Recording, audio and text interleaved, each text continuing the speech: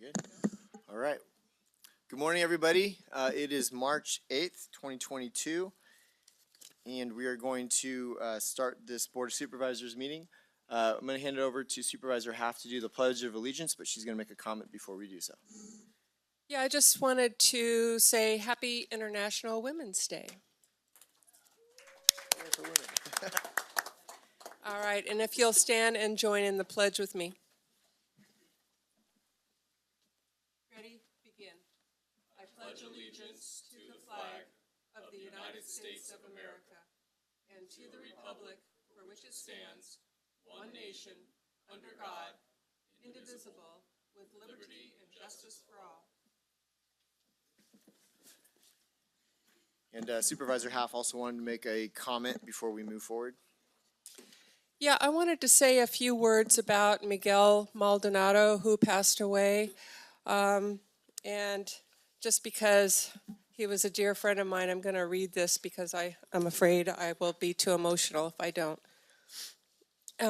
He was such a benefit to the Groveland community and all who knew him. Miguel was always willing to lend a talent, a hand, or a creative spark in anything he considered worthwhile. And believe me, he considered a lot of things worthwhile over in that community. He was a videographer for most community events and also for my campaign. He was involved but quiet and reserved to most who knew him. Miguel was unusually brilliant and highly gifted. I really do think that he pulled his thoughts directly from universal consciousness. I don't know if you've ever known somebody like that. Tesla was like that. I think Einstein was like that. Miguel was definitely like that. If you knew him, you knew that. He initiated many new ventures in the South County area, including co-founding the Yosemite Gateways Partners Group. And Miguel created long ago what is now known as the Yosemite Express newspaper. Everyone seems to have a story about how Miguel has helped them. This is a little funny thing. He called himself weird because he really was, it's kind of intangible how he related and the kinds of things that he thought about. But I didn't think he was weird. I considered him my soul buddy.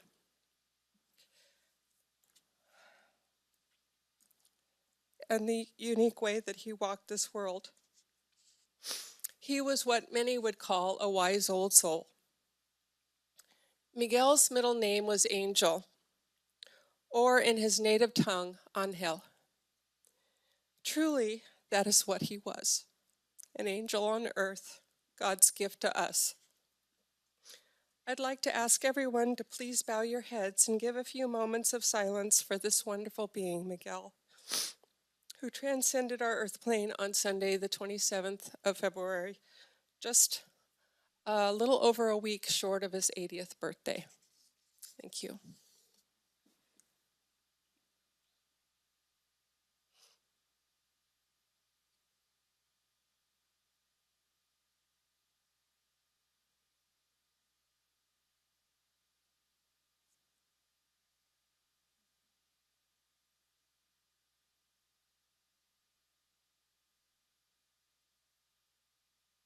Thank you. Thank you for that, Supervisor Half. Okay, we are going to go on with public participation. Clerk of the board, would you please read those procedures? During the board meeting, citizens who wish to provide public comment will be invited to do so by the board chair. Citizens who are physically present will be called first. Citizens who are not present and wish to provide remote public comment via Zoom may use the raise hand feature on their computer or press *9 if participating by phone to enter the queue. The moderator will read the last 4 digits for phone-only participants in lieu of a name. Zoom webinar via your computer at https://twalmy-ca.zoom.us/j/833-3099-0337 and or Phone only at 1-720-707-269 with webinar ID 833-3099-0337. Please note, Zoom webinar services tends to have a reduced broadcasting delay in comparison to the Access Tuolumne live stream and is suggested for real-time viewing and listening. Options for public access audio and video live streaming. The public will not have access for public comments via these media options. They are available for audio and visual only. Option 1, Tuolumne County website at www.tuolumnecounty.ca.gov/board-meetings. And option 2, access Tuolumne at www.accesstuolumne.org and click watch live or on Comcast Cable 8. Important public notice pursuant to AB 361, members of the Board of Supervisors can participate by teleconference. Accessibility requirements: if you need SWIFT special assistance during the board meeting, please call 209-533-5521.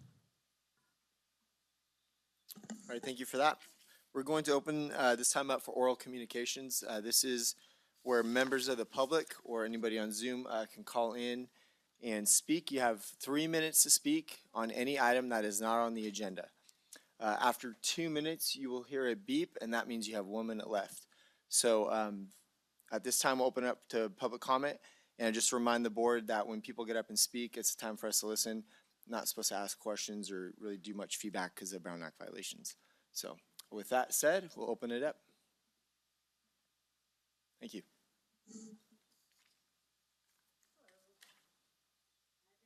But I've been here for a while because I saw what seemed to be progress happening.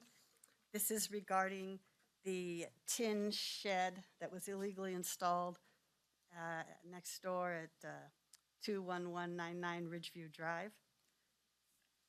It's been a long time, and I was happy to see that the neighbor was removing things from his yard and even moving things out of the shed. So that led me to believe that finally, the shed was going. Now, it was bad enough that he put the shed closer to our house than his own house, but now he has moved. So now even he doesn't have to look at it because he is gone. Now, my worry is that somehow he's going to turn this into another extension, when in fact, he moved lots of large things from his property. He moved a huge trailer that was planted in his front yard, an RV, a second trailer that was not far from the window of the room I like to sleep in. And he moved the kids' trampoline, he moved all the things that were in his garage. And yet, the shed remains. And I don't know if code compliance is aware of this fact, that they have left the property, but, you know, he dumped that shed down and has left it. The last thing I want is for houses don't tend to stay vacant. Someone will move in, and it would be a horrible thing to have to start a new neighborhood relationship with a thing, with an item that has to be addressed. I have not heard from anybody from code compliance about what's happening. I don't know if they know that the family is gone, but I would like some kind of assurance that something is being done and will be done after his having a 4-month extension and then another 4-month extension. He managed to move everything else large off the property, and I just, nobody's in touch with me telling me what is happening and if in fact this is going to be resolved in a timely manner. And, you know, it's called code compliance, and so I'm not sure why more attention seems to be given to help people be in non-compliance. All right, ma'am, thank you. There is staff here from CDD, as we've directed before. They will speak with you again. Okay, thank you. Thank you.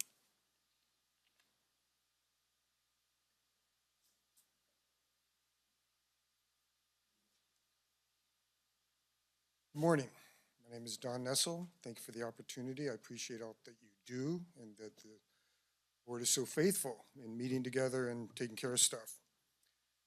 The comment was made last year by one of the supervisors that they were tired of hearing misinformation, half-truths, and all-out lies from statements made by the public during this comment period. I am curious as to the source of information that particular board member has that is so exclusive that it is far better and reliable than the information that would be offered by members of the public. I believe that a journalist that is digging deeper and has found out that the information offered to the general public by the mainstream sources is found out that the mainstream sources were incorrect, has a tough road ahead of them in bringing that information to light, no doubt.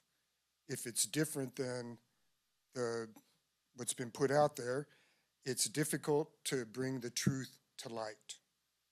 I do not believe that the information uncovered is necessarily misinformation, half-truths, or all-out lies.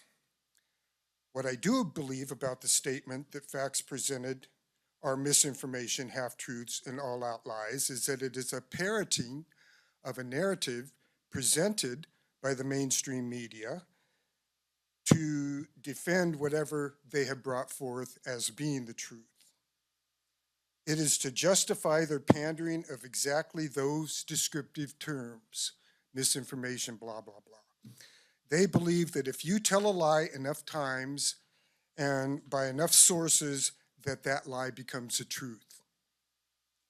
Therefore, we need to dig deeper and find out if there is actual facts to back up any and all statements.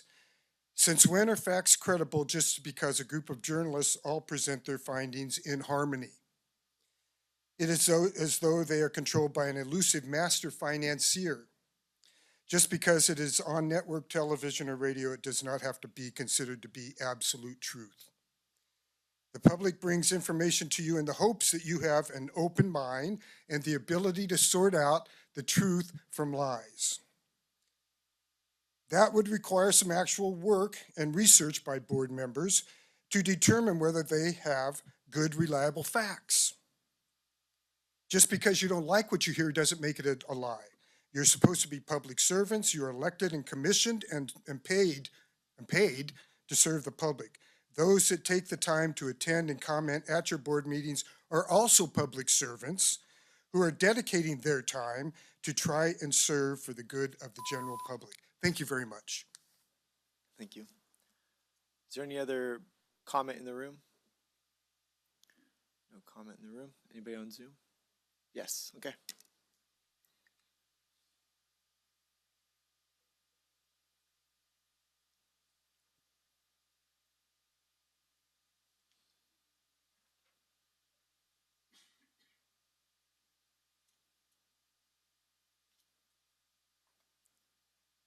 Mr. Erickson, can you hear us? Can you hear me okay? Yes. Yes, we can hear you. You're on with the board. Great. Do you get to see me as well? No, there is no video. That's really unfortunate because right now I'm having a glass of wine and it's about 6:14 p.m. One of the reasons I'm having a glass of wine is because I just spent over $8.50 a gallon for gas. And that's over here in Germany and is coming your way in Tuolumne County. And as you look at what the events are that are going on in the Ukraine, I had an interesting discussion with one of the people we bought our firm from over here, who worked on tanks for the U.S. Army in Houston years ago, and also did the same thing here in Germany with the U.S. Army. At some point in time, I'd really like to describe to you guys what I think is an overview of what's going on in the Ukraine from a Eurasian point of view in terms of some history of that. I spent time in the Soviet Union as a student in the 70s twice, and I worked on a master's in Slavic and Soviet area studies. So that's an aside. But going back to the gas issue, it brought me back to the idea of what Kim McFarland was talking about, how we've got the worst roads in California. What's doubling down on that for me is the fact that California ties Rhode Island for the worst roads in the nation. So that puts us in a real special class of people who have let our roads deteriorate over the last decades to the point that is costing the average Californian $800 in extra repairs on their cars, besides the fact that they've got the worst roads. On top of that, California has the second highest gas taxes, as I understand it, in the nation. And we're not getting bang for our buck, and it's going to get worse and worse, especially for poor people in our county who depend on cars to get around. So I guess I'm asking you guys to start thinking through again, what can we do to actually force the state to start taking the taxes that we pay for gas and not spend it on, for example, health insurance for illegal aliens, and start spending it on roads. And we've got to do something besides, in some cases, the great letters that have been written to the state. And it's sort of shocking to see what's going to happen to us if we keep taking out of that bank of road building and spending it on other things, because we're going to devolve again and again and again. So good luck on you guys. I'm drinking my way through the evening now that I've spent $8.50 a gallon on gas and enjoying my time over here. We'll see you in a couple weeks. Bye. Thank you, Bruce. And I was up very early on Saturday watching a Premier League Liverpool soccer game. So I'm glad you're on that time zone. I guess you have to drink wine. It's cheaper than the fuel. Wine is cheaper than fuel. Wow. Never mind. I'll keep my comments. Is there any other? Yeah, I'm learning as I go. Shut my mouth. Is there any other public comment on Zoom? There is.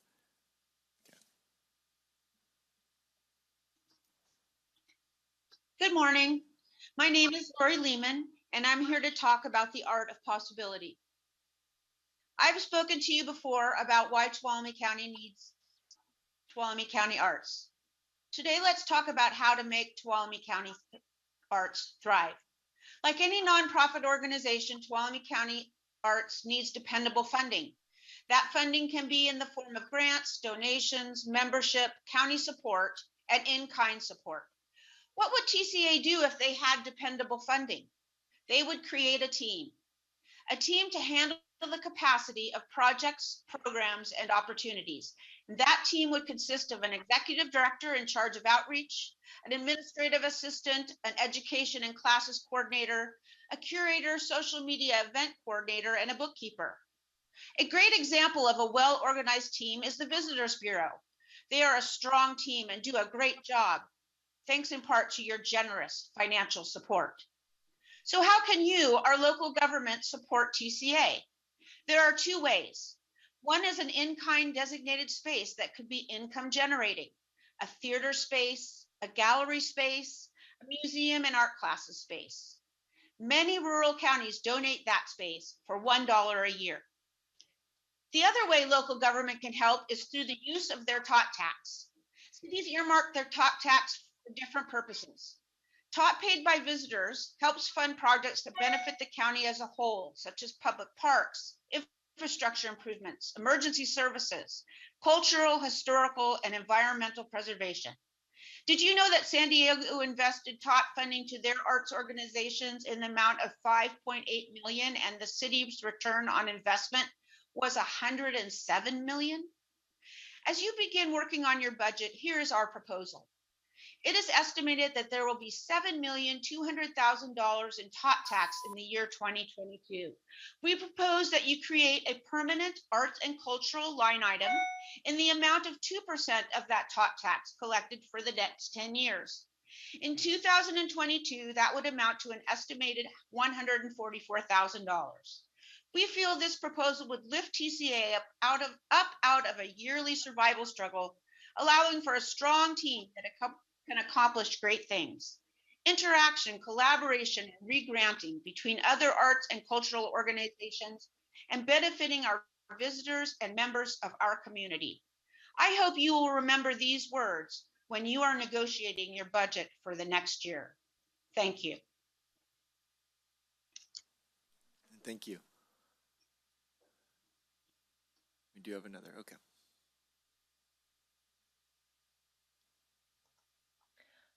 Hi, my name is Nan Fuller, and I'd just like to call your attention to an opportunity that's available.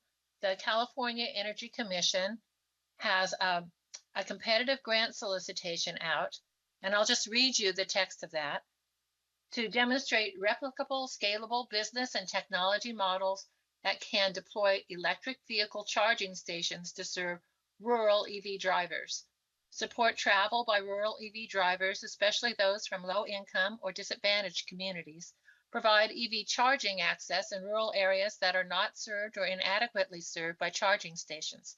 Provide support and maintenance services to ensure reliable and readily accessible chargers. Engage local rural communities and businesses to increase charger awareness and promote EV adoption. This solicitation is open to all public and private entities and is due March 11th of this year. So I really encourage you to apply for this. Don't leave this money sitting on the table. We have a real scarcity of electric vehicle charging stations. And the comment by an earlier speaker about the cost of gas just really highlights how important it is that we support the electric vehicle initiatives. And a large number of our tourists come from the Bay Area and areas that are heavily invested in electric vehicles. We don't want to have tourists say we can't come to Tuolumne County because we won't be able to charge our vehicle. So I really hope that you have plans to apply for this money. And I do hope that you have a long-term plan for building the infrastructure we need to move away from gas dependency so we won't be stuck paying for these high prices of gas at the pump and be under the thumb of Venezuela and Russia to get our oil. Thank you very much. Thank you. That's it, okay. All right, unless there's any more public comment from members of the audience, I'm going to move on to staff reports.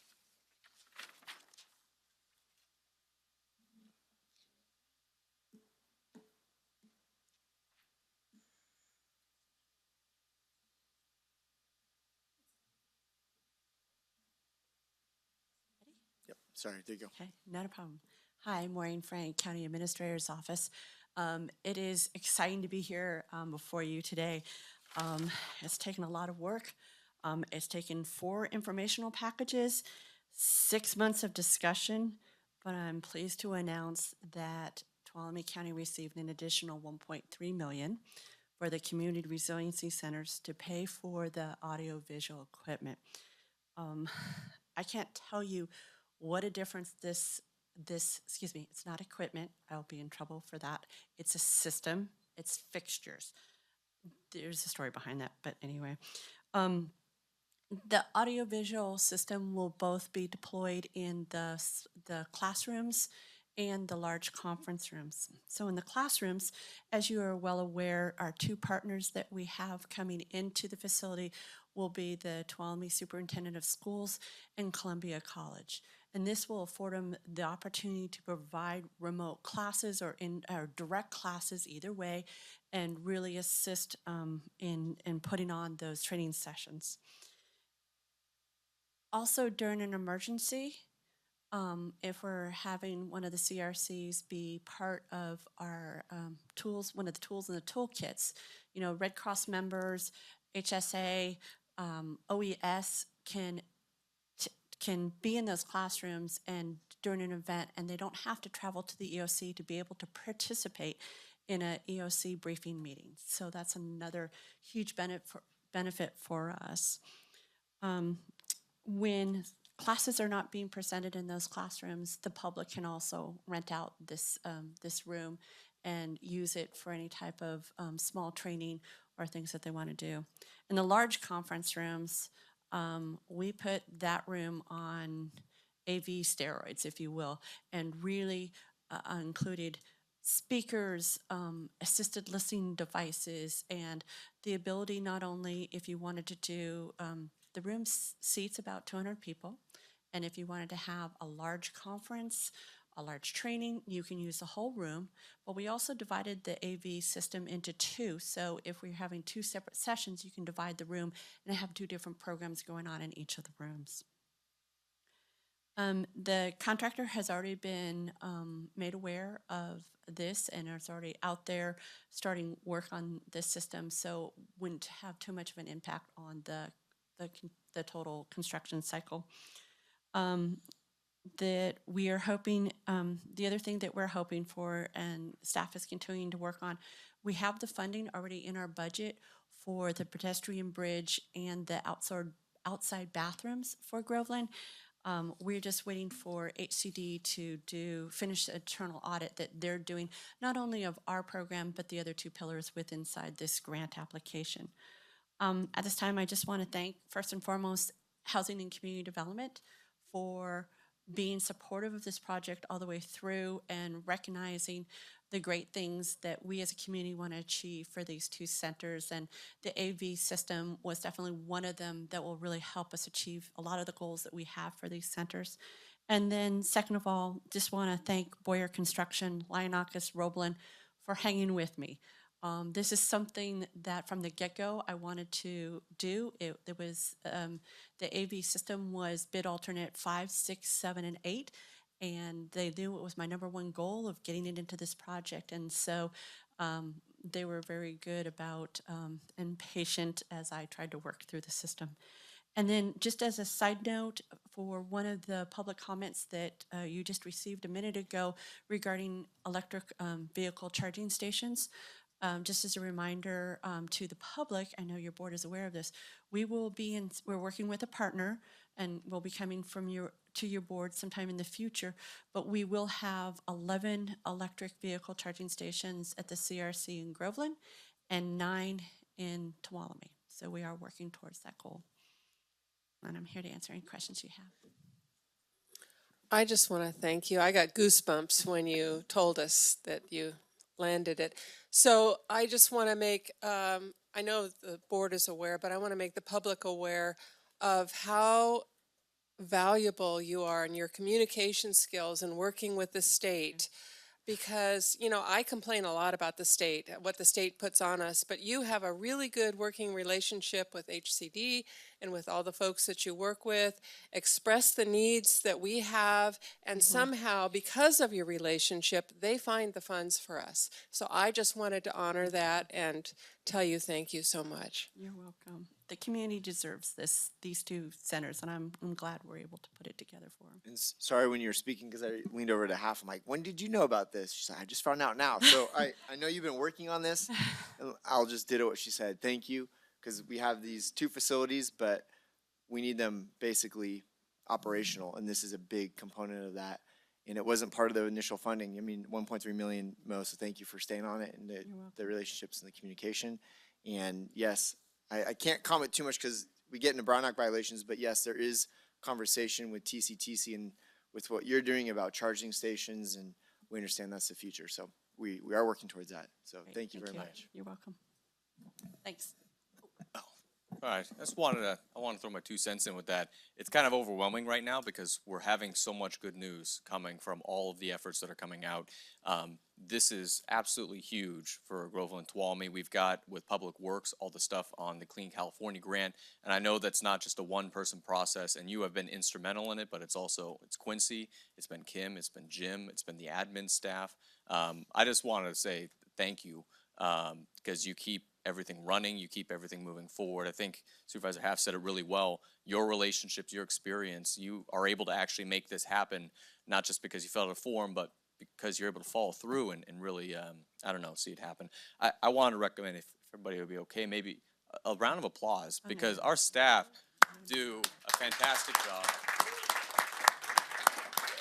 And I know it makes Mo really uncomfortable, Yes, but thank you so much. You're welcome. And it's great because I was just talking to Pete Campa with their recent award, with the trail project, that one of their components of their grant is a trail project, and it's going to be start in the downtown area, but it's going to go through and connect into the CRC. And so that's what he and I have been working on. So it's great synergy as we get going and really make some differences in the communities in our county. So thank you. Wait a minute.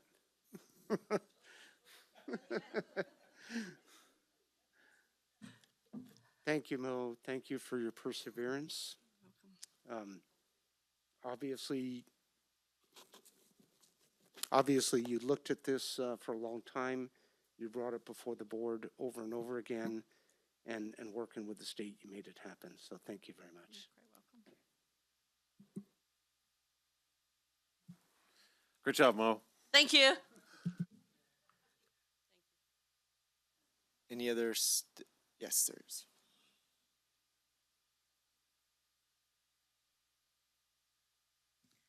Good morning, Tracy Riggs, County Administrator's Office. I think what Mo also forgot to remind the board and the community is this is the second time she's been able to get additional monies for our CRCs.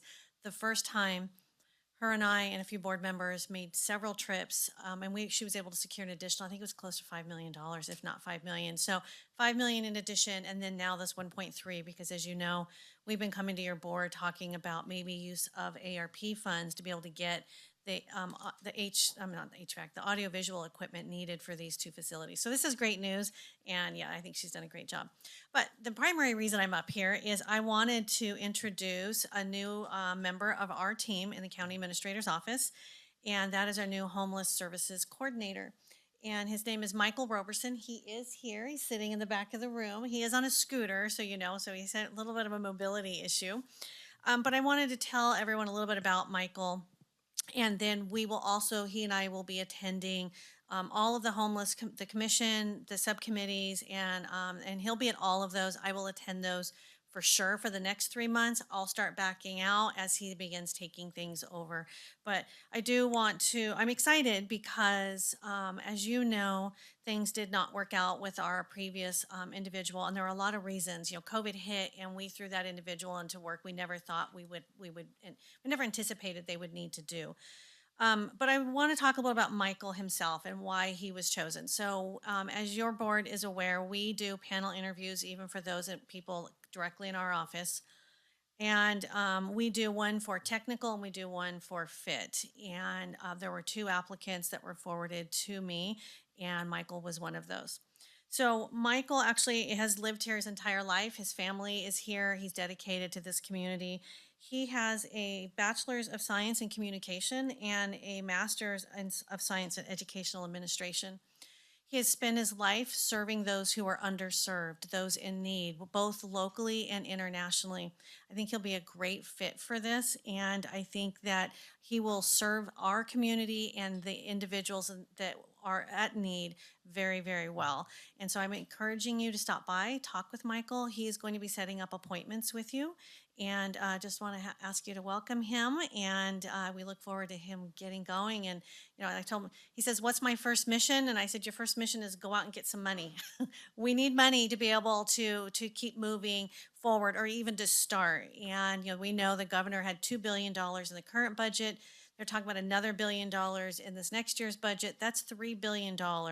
And we know our county staff are very, very successful in going out and getting grant money. So he'll be doing that work, and he'll be asking both Supervisor Half and Goldenberg to accompany him, since you're the 2 members on that commission, to go to times to Sacramento and advocate. We need to change legislation, and we need to change policy on how these grants are allocated and the requirements of the grants. They're simply, like you already know, but grants are often not written in a way that rural counties can use them. And this is no different here. So he'll be working on that as well with you. So anyways, thank you. And please come by, meet Michael, and welcome him to the team. Yeah, and on behalf of our board, Michael, welcome aboard. And yes, you do have your work cut out, but like CAO Tracy Riggs said, there's so much money out there. So we're really looking for you to advocate on behalf of our constituents and change the game a little bit so we can be successful where the board priorities lie. So on behalf of the board, welcome aboard. Thank you. Could you get us just 10% of that 3 billion? If you get 10%, I'm spending 9% of that on roads. Okay, so is there any more staff reports in the room? No? Okay. With that being said, we're going to move on to our consent calendar. So clerk of the board, would you please read the consent items? Item number 1, approving the minutes of the March 1, 2022 meeting. Item number 2, adopting subsequent resolution 30-22, making findings in support of allowing remote meetings pursuant to AB 361, modified Brown Act procedures during a declared emergency.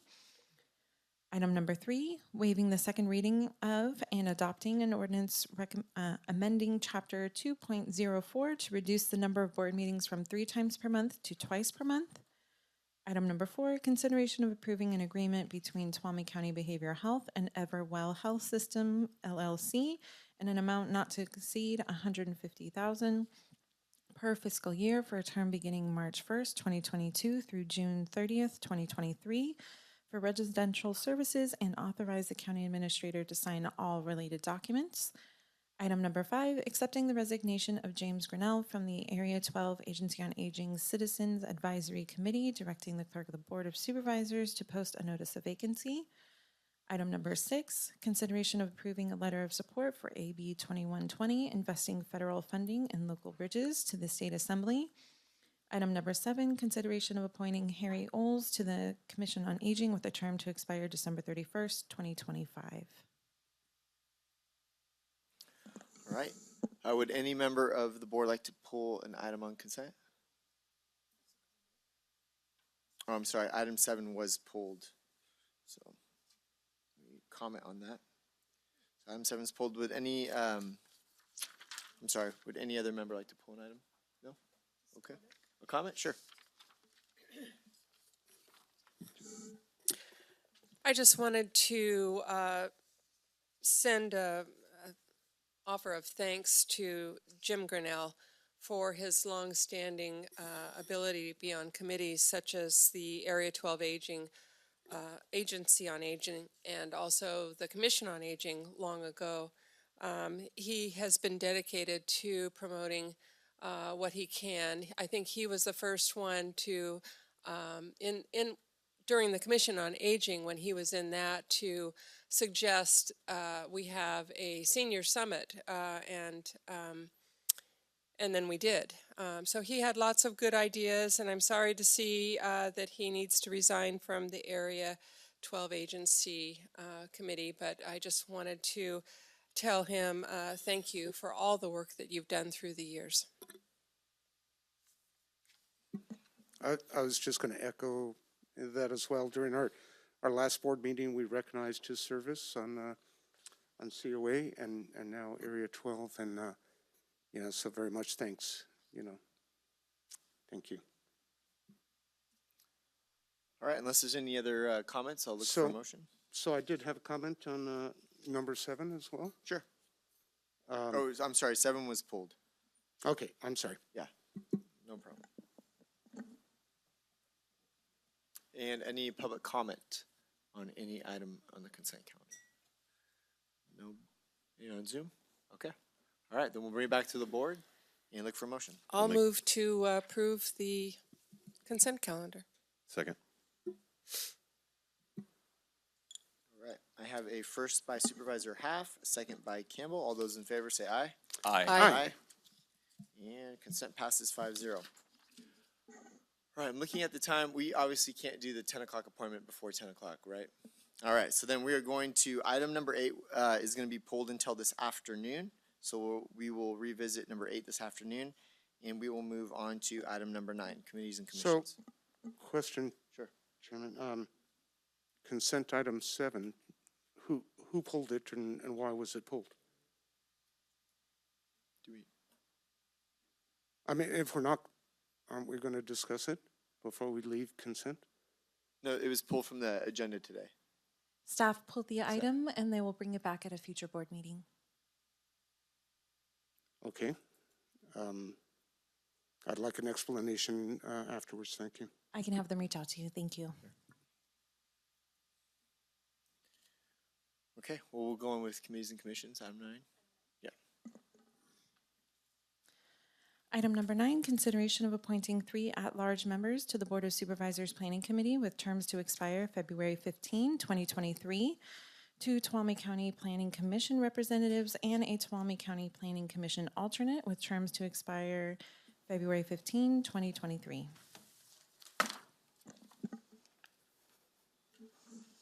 Take it away. Good morning. Good morning, Quincy Yaley, Community Development Department Director. Here before you this morning to have you consider appointing 3 at-large members to our Board of Supervisors Planning Committee, as well as some planning commissioners, 2 planning commissioners and an alternate to that same committee. There's a cheat sheet in the back of the room, and I handed out a cheat sheet to you all that helps break down what we're doing today. So the Planning Committee is a Board of Supervisors Policy Committee. They review land use and development regulations, such as changes to policy that might be made through the general plan or the ordinance code. And they, in their work, attempt to balance the needs of the individual with the needs of all county residents by encouraging economic growth and promoting stewardship of the county's natural resources and cultural heritage. It's that time of year where several terms have expired. And so the way this works is that the Planning Commission, they nominate within their own body 2 members and an alternate. And our rules and regulations ask that the Board of Supervisors approve that. In addition to that, members of the public are asked to serve. We have 3 at-large seats. Those applications are submitted to our board clerk and our department.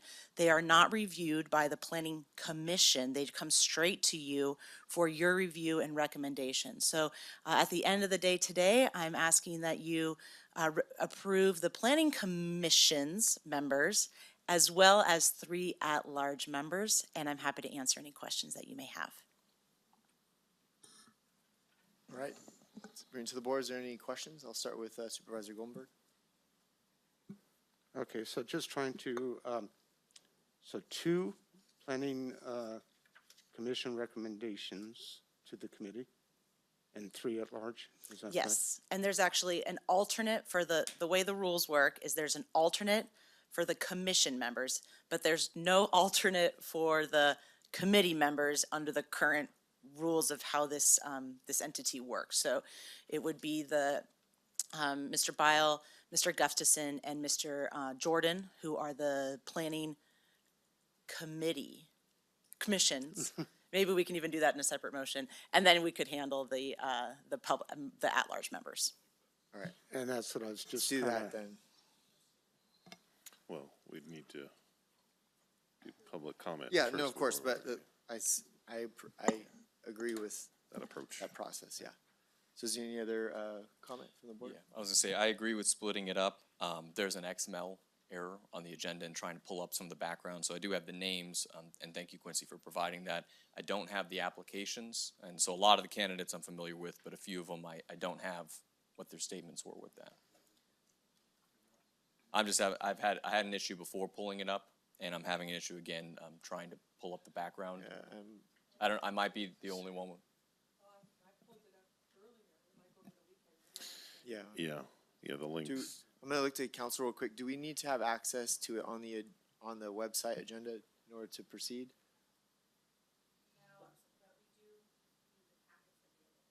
Oh, Mike. We do need the packets available, so maybe we pause this one so we can make Print sure them we have out. packets available for everybody. Print them out for the board? I For the don't think board and for the public. public, if we don't have access to them right now. Okay. Yeah, the link's not. Yeah. Okay, so then why don't we take a, Well, do we have a meeting of the planning committee? It's my calendar, but I'm buggy because you end up here right now, that if we delayed that part of it to the next meeting, would that be interrupting anything? Is there a time-sensitive nature to this? There is, we're unable to convene a meeting because we don't have a quorum until this item is heard by your board. So we do have a meeting scheduled in March, next week, but we won't have a quorum until till this item's completed. Oh, we don't. Well, it sounds like we can move forward if we print the item, print them for the public, so we'll do that. Why don't we take, how long do you think it'll take? 10-minute break? Yeah, and then, well, I don't know how long it'll take to print them, but, I mean, it's getting close to 10. We could just take the break until 10 since we have the 10 a.m. item. Because I think How about we return solid for the, waste needs to come up and get prepared anyways to how about we do the present. 10 a.m. Appointment, and then we'll do this item after that Okay, appointment. that works. We'll work on printing those out. Okay, so we will break until 10. We'll do the 10 a.m. appointment, and then we'll revisit this.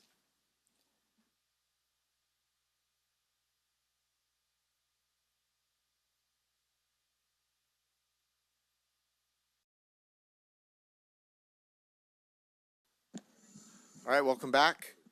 We are going to start with our 10 a.m. appointment. Clerk of the board, would you please read our 10 a.m.? 10 a.m. Consideration of waiving the first reading of an ordinance adding Chapter 7.25 Mandatory Organic Waste Disposal Reduction Ordinance to the Tuolumne County Ordinance Code as required by SB 1383, the Organic Waste Disposal Waste Reduction Regulations promulgated by Cal Recycle. Yet? Perfect. Good morning, Kim McFarland, Director of Public Works. SB 1383 is the largest solid waste legislative and regulatory package in the state of California in over 30 years. This bill sets goals to reduce disposal of organic waste in landfills, including edible food. The bill's purpose is to reduce greenhouse gas emissions such as methane and address food insecurity in California. We recognize that organic waste in landfills across the state produces a large percentage of the state's methane, a climate superpolluter 84 times more potent than carbon dioxide. However, the 30 rural counties in California combined produce less than 4% of the solid waste generated, and the greenhouse gas contribution from rural county solid waste is estimated to be even less. The initial introduction of the regulations appeared to be a one-size-fits-all approach to all jurisdictions, large and small, across the state. Fortunately, our colleagues at the Rural County Representatives of California Environmental Services Joint Power Authority advocated on our behalf gaining a rural county exemption from certain aspects of the regulations. Even with the exemption, the SB 1383 requirements on small rural counties will be onerous and a significant drain on resources. Beyond a small initial competitive grant program, there's been no state funding designated to help jurisdictions meet the mandates of SB 1383. In the event the 5-year rural county exemption is not extended, the impact to local businesses and residents will be an increase in waste collection and disposal costs across the board. While the county may desire to take a leadership role on new environmental regulations, this needs to be balanced with the appropriate infrastructure necessary to comply with the regulations.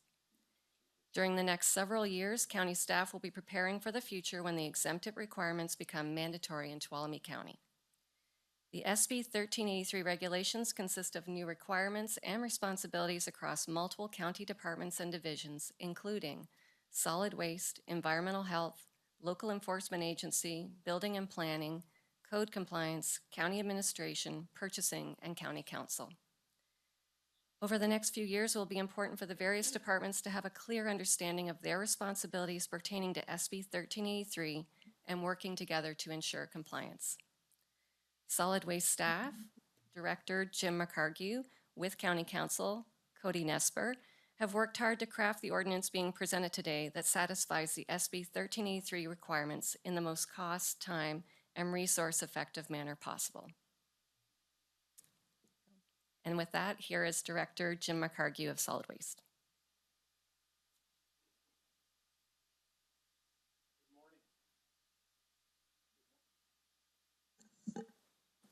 There we go. Good morning, Jim McCargue, Solid Waste Director. I just want to point out that there's been a few updates to the PowerPoint that I'm going to be showing. So there's some slight differences from the one that was uploaded as part of the agenda. The final documents for this agenda item will have the updated PowerPoint. I wanted to also mention that we may have some of our colleagues from the rural county representatives of California Environmental Services Joint Powers Authority on the Zoom. So it's possible they could speak up if they desire.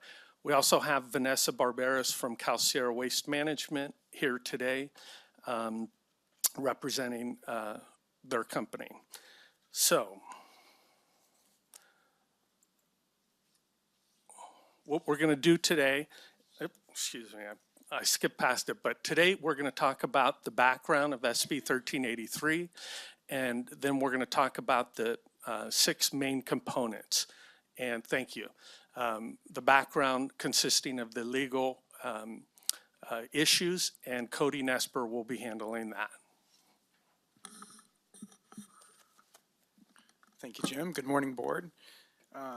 So as Jim mentioned and Kim described, we are here to talk about SB 1383 and our proposed local ordinance to meet the county's legal obligations with respect to that. So as you may recall, your board was presented with a presentation regarding Senate Bill 1383 on April 6th, 2021.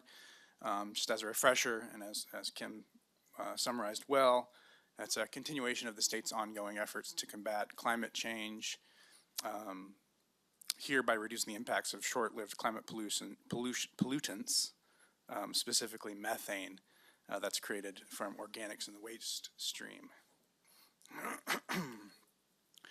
So what does SB 1383 do? Specifically, it sets reduction targets for overall organic waste disposal, and it also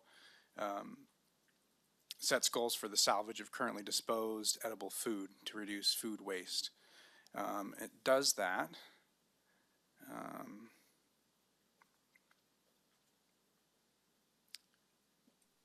by requiring CalRecycle to put regulations into place, which CalRecycle has done.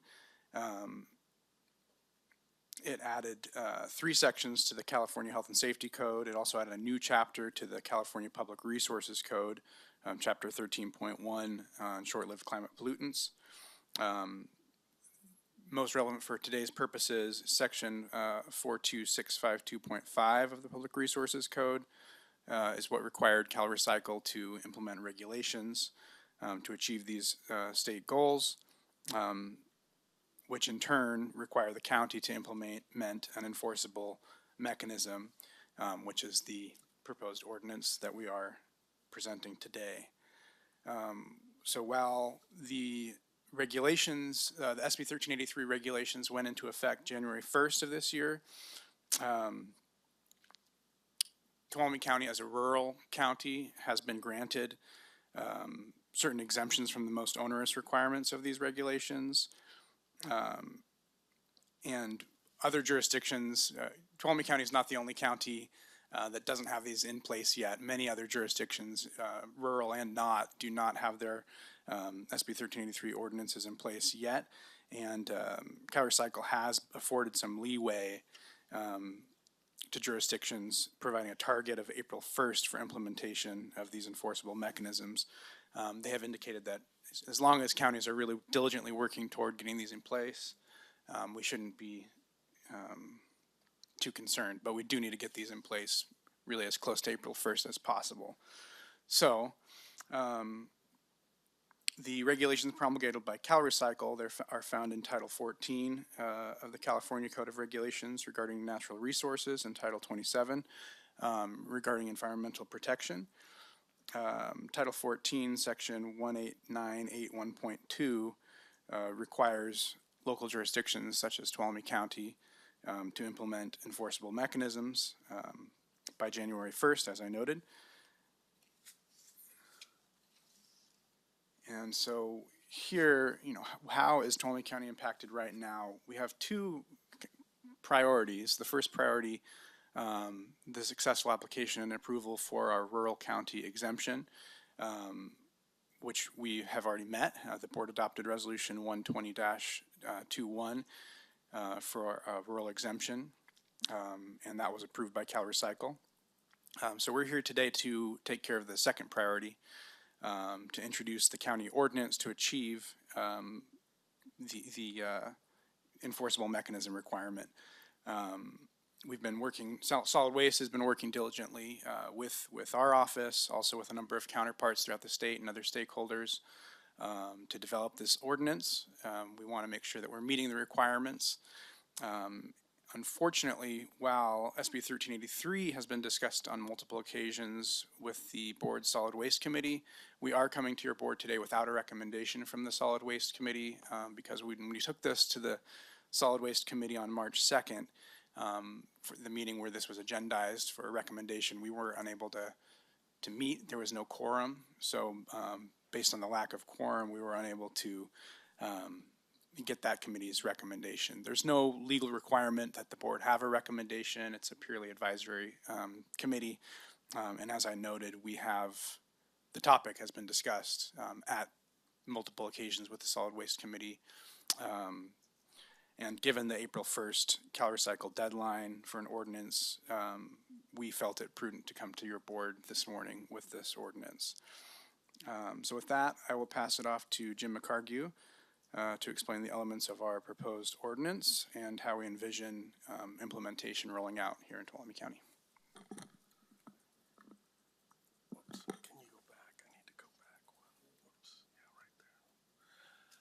Okay, so for the mandatory organic waste reduction ordinance, there's really 6 main components of the ordinance. I kind of call this the meat and potatoes, and that is organic humor. So the first one is requirements for commercial edible food generators. The second one is requirements for food recovery organizations, food recovery services, and the county. The third component is requirements for facility operators and community composting operations. The fourth component is compliance with Cal Green Building Code recycling and the Model Water Efficient Landscaping Ordinance requirements, also referred to as MWELO or MWELO. Number 5 is procurement of requirements for county departments, direct service providers, and vendors. And the 6th and final component is inspections and enforcement. So, starting with the requirements for commercial edible food generators, there's really 2 parts to this. The first part is the Tier 1 commercial edible food generators, and this became effective on January 1st of this year. The Tier 1 generators are defined as a supermarket, which is $2 million or more in gross annual sales. A grocery store is a facility with a size equal to or greater than 10,000 square feet. A food service provider, and that's someone who provides food services to institutional, governmental, commercial, or industrial locations. A food distributor distributes food to entities but not limited to supermarkets and grocery stores. And a wholesale food vendor.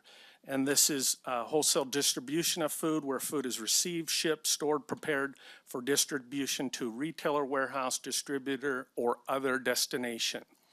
So the requirements on these Tier 1 generators are recover maximum food otherwise disposed of in the garbage, contract with an edible food organization or service, do not deliberately spoil food, allow county enforcement representatives access to their facilities, and keep records and provide information to the county.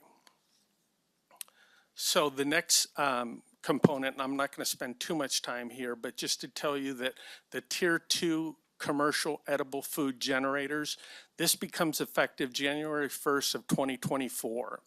And real quickly, they're defined as restaurant with 250 or more seats or greater than 5,000 square feet, a hotel with food, 200 or more rooms, a health facility with food and 100 or more beds, a large venue. And a large venue is a sporting event or flea market that charges an admission price and serves an average of more than 2,000 individuals per day of operation. A large event is a permanent venue facility that annually seats or serves an average of more than 2,000 individuals within the grounds of the facility. The state agency with a cafeteria in excess of 250 seats or 5,000 or more square feet. And then lastly, a local education agency facility with on-site food facility. So again, these are the tier 2, and we don't have to worry about these until January 1st of 2024. So the second component is requirements for food recovery organizations, food recovery services, and the county. Food recovery organizations means an entity that engages in the collection or receipt of edible food from commercial edible food generators and distributes that edible food to the public. A food recovery service means an entity that collects and transports edible food from a commercial edible food generator to a food recovery organization or other entities for food recovery. And the requirements on these folks is they're required to have a contract or a written agreement with a commercial edible food generator, are required to maintain records on quantities of food, and they're required to annually report to the county. Some examples of these folks would be food banks, food pantries, soup kitchens, nonprofits that distribute food to people in need, food runners, and for-profit food recovery services. The last part of this is county food recovery capacity planning. And this says that the food recovery services and organizations operating in the county shall provide information and consultation to the county regarding existing or proposed new or expanded food recovery capacity that could be accessed by the county and its commercial edible food generators. And then I have a note there that says we have already been met with and working with these groups and these folks. So I have to say we're lucky here. We've got a great ATCA food bank, is very well run, very well organized, and they've been great to work with. And they're ahead of the game on a lot of this. So the third component is requirements for solid waste facility operators and community compost operations. Facility operators means owners of facilities, operations, and activities that recover organic waste shall provide information regarding available and potential new or expanded capacity at their facilities. Community composting operators means any activity that composts an amount that does not exceed 100 cubic yards and 750 square feet, and they shall provide information to the county to support organic waste capacity planning. And the fourth component is compliance with Cal Green recycling and the MWILO requirements.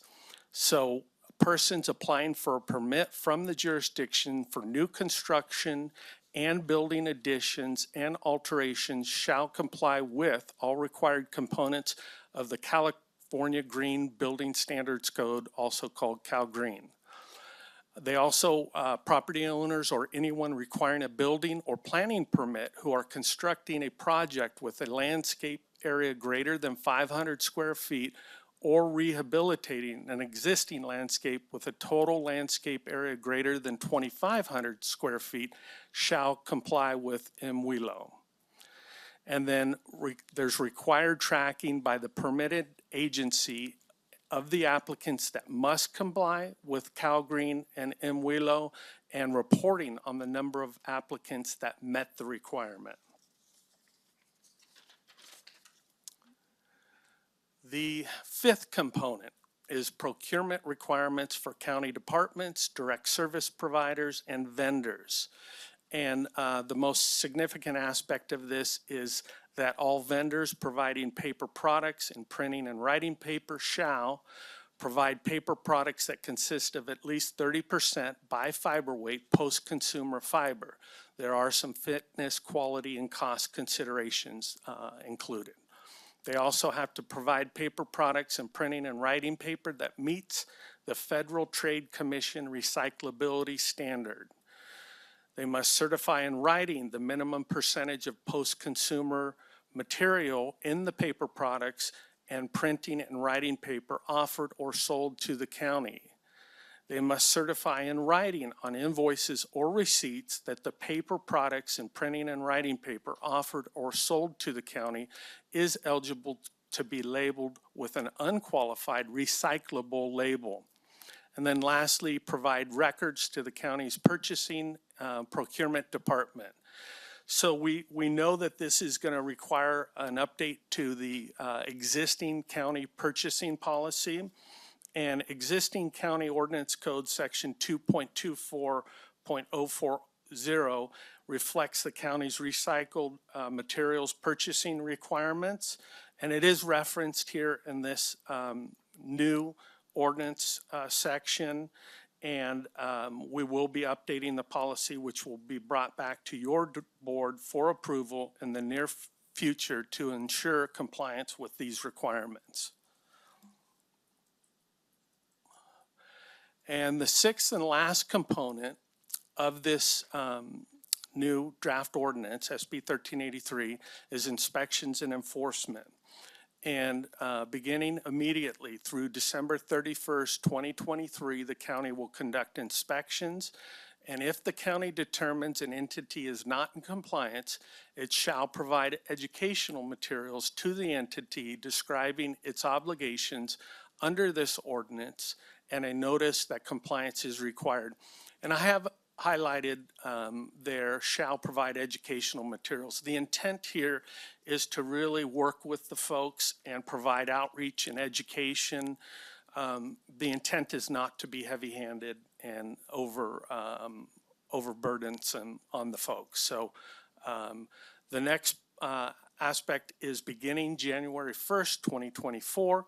If the county finds one or more provisions of this chapter have been violated, the county code compliance enforcement process will be initiated and may result in administrative civil penalties. So the county departments and divisions affected, and the SB 1383, you can tell, has responsibilities across multiple departments. This really isn't, just a solid waste thing. And over the next few years, as the SB 1383 ordinance is further developed, it'll be important for these departments to really understand exactly what their part is in it. And we're going to continue to work cooperatively with staff on achieving these goals. So Public Works Department, of course, solid waste, that's my area. Community Development Department has environmental health, building planning, code compliance. County Administration has purchasing, and County Council. And I just have to stop for a second and acknowledge County Council for the work they've done on this. I wouldn't be sitting here today without the really dedication and the prioritizing. Sarah, Cody, Leah really put a lot of effort into this. So I just want to acknowledge that. And finally, the recommended action here, as was read, is waive the reading of the first reading of the ordinance and of 7.25 mandatory organic waste disposal reduction to the Tuolumne County Ordinance Code as required by the Cal Recycle regulations. And that concludes the presentation, and we're happy to answer questions. Okay, who are my two solid waste reps? Campbell and, okay, I'm going to start with you guys. Campbell, if you have any questions. So when will the community start seeing changes in the way, in requirements or in the way solid waste is collected in our county? When do you expect this to start hitting the ground at businesses or at private residences? Yeah, so the exemption, the rural exemption that we have is for 5 years, and that will go to December 31st, 2026. So as of right now, beginning January 1st, 2027, there's a requirement for collection of organic waste, including food waste, from all the residences and all the businesses that qualify for it.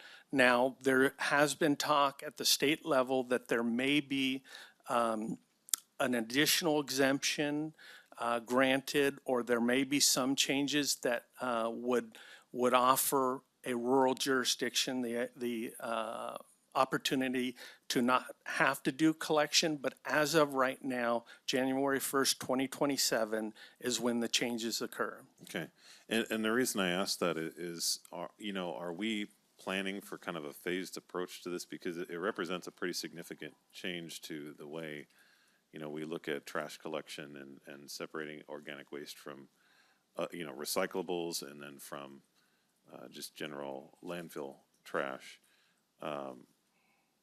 It's a pretty significant change, and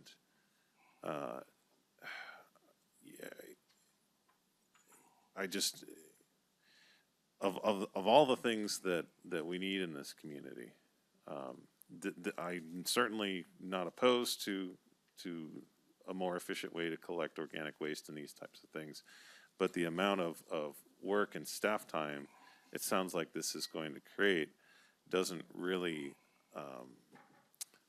cover the amount of effort and the demand that we're seeing in our community for organic waste collection, which honestly isn't very high. A lot of people do their own composting, and so what's a way we can phase this in with the least amount of hardship on, first of all, our county service structure and our partnership with the agreement we have with Waste Management, but also the end consumer. How can we make this have the least impact, provided, assuming that we don't have another extension to the Yeah, and you're right. This is going to be a very dramatic change in the way the waste is collected. And honestly, it's going to result in increases to the costs for collection for solid waste for residents and for businesses. Now, assuming that we don't get an additional extension or exemption beginning January 1st, 2027, what will be required in Tuolumne County is census tracts with 75 persons or greater will be required to comply with this. And there is a map, and basically it's the greater Sonora area that goes up to Miwok, goes down past Jamestown, goes over to the lake, and then to the north to the lake, and then south to encompassing Tuolumne City. So that big area with Sonora in the middle, all will have to comply with the collection requirements.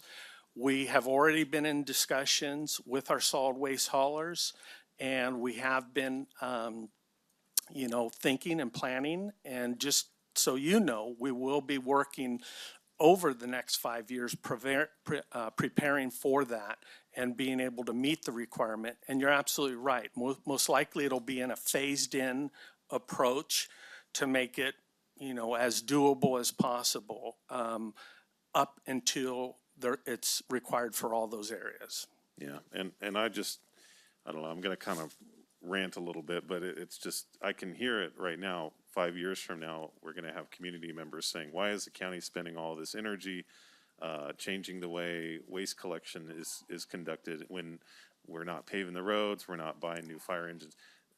This is what we're going to hear, and I hope people are watching and paying attention to this process, because it represents another state unfunded mandate where we're required to carry out these new regulations, and we don't have any funding to actually carry it out. And so that effort and that cost has to come from somewhere, and it comes from these other programs that we're trying to do in the county. And so it's just a perfect example of the struggle that the local agencies are put in when we have these and I'm extremely environmentally conscious. I'm very careful with separating trash because it's important. But this is not the area where our resources are best spent if our interest is protecting our local environment. And so it's a struggle that we have encountered many times before with these very, very good ideas. It's the execution that the counties are left to figure out on their own, and we struggle. Do you want to, yeah. If I could just address that funding question. You are correct. There's no direct funding from the state to implement these requirements. However, I would note that the statute and regulations do allow the county to impose fees for cost recovery. So just to the extent that that could provide a funding source, that's really the county's option here, and that's something we can explore over these next several years as well. But that doesn't really solve I mean, then we're just passing the cost on to our citizens. And so it doesn't really solve the root issue, which is that we have this requirement now that our local agency needs to carry out at the expense of so many other things. So anyway, that's my rant. I'm going to go with Supervisor Goldberg. Okay, thanks, Jim. So, a little bit of background here. Yes, the Solid Waste Committee has been discussing this area for some time. Unfortunate at our last meeting, we didn't have the quorum to bring this officially as a recommendation, but we have been discussing it at length. So this is no surprise, right? I'm really supportive, of the efforts to reduce organic waste, and for the right reasons. Do I like that the state imposes some things on us that sometimes can be pretty strict and a little bit hard for us to adjust to? No. But I'm also appreciative that we've been given an opportunity to get at least a temporary window exemption to allow us to, figure out how we're going to move forward, on this. And it, working with our, our local cooperators, I see Vanessa's in the room. Thank you for being here. That's important. Nobody likes to hear, that, yeah, it's allowable to impose another fee, right? That leaves a bad taste, in people's minds, for sure. But it is important, that we do this. And so we're looking at that, January 1st of 27, date. And I think we consciously need to, keep doing that. And I concur with my, my partner on the committee here, Supervisor Campbell, that there's many other areas, in the county that, we have to deal with. But this one is important. And we shouldn't try to ignore it. We should try to, do our part to keep moving forward. So that's my comments. Thanks. Thank you. Supervisor Half. All right. Well, thank you for the presentation. Certainly overwhelming, this program. And I agree with the comments made so far, and I hope to add to that, add to the conversation. But I have a question first. Are there any for-profit food recovery services here currently in the county? Not to my knowledge, but I don't know for 100% that that's true, but not to my knowledge. Okay, so Yeah. this would be a shout out to any entrepreneurs out there who are looking to start some kind of a business that might be needed in the future. I didn't think so, but I haven't heard of any either. So I'd like to suggest that we become proactive in two different areas. First of all, is community composting. I've talked to Kim once already before. I thought it would be a great idea to have a big place where we could do composting and people could bring their food waste in order to generate great compost for gardens, but I understand that that's very complicated and it has its own set of problems. So I'm not suggesting that when I say community composting, but I think we should start now with a grassroots type of an organization to educate our community on how to self-compost your own food. You know how we have Firewise communities and people do what they can to clean up their own properties so that they become more fire resistant. Well, we can head this off. We've got 5 years. So we can teach people how to compost their own food waste. We do that at where I live. Of course, we have gardens too that really benefit from that.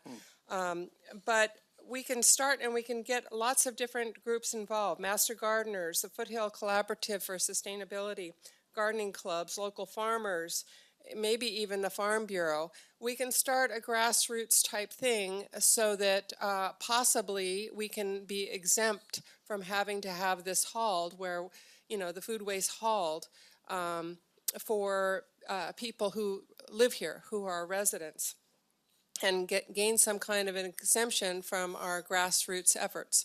So that's one suggestion. The second one is legislation. I am appalled by what kind of work this is going to cause counties, and especially rural counties. I would like to see us work, and you'll see this when we get to the legislative matters as well. I'm just adamant about the state fully funding SB 1383, not put it on the counties. If they are expecting compliance in terms of record keeping, reporting, education, outreach, inspections, enforcement, and implementation of the program, come on.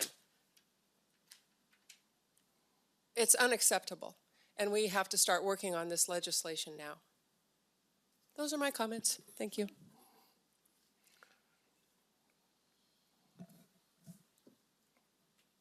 Great.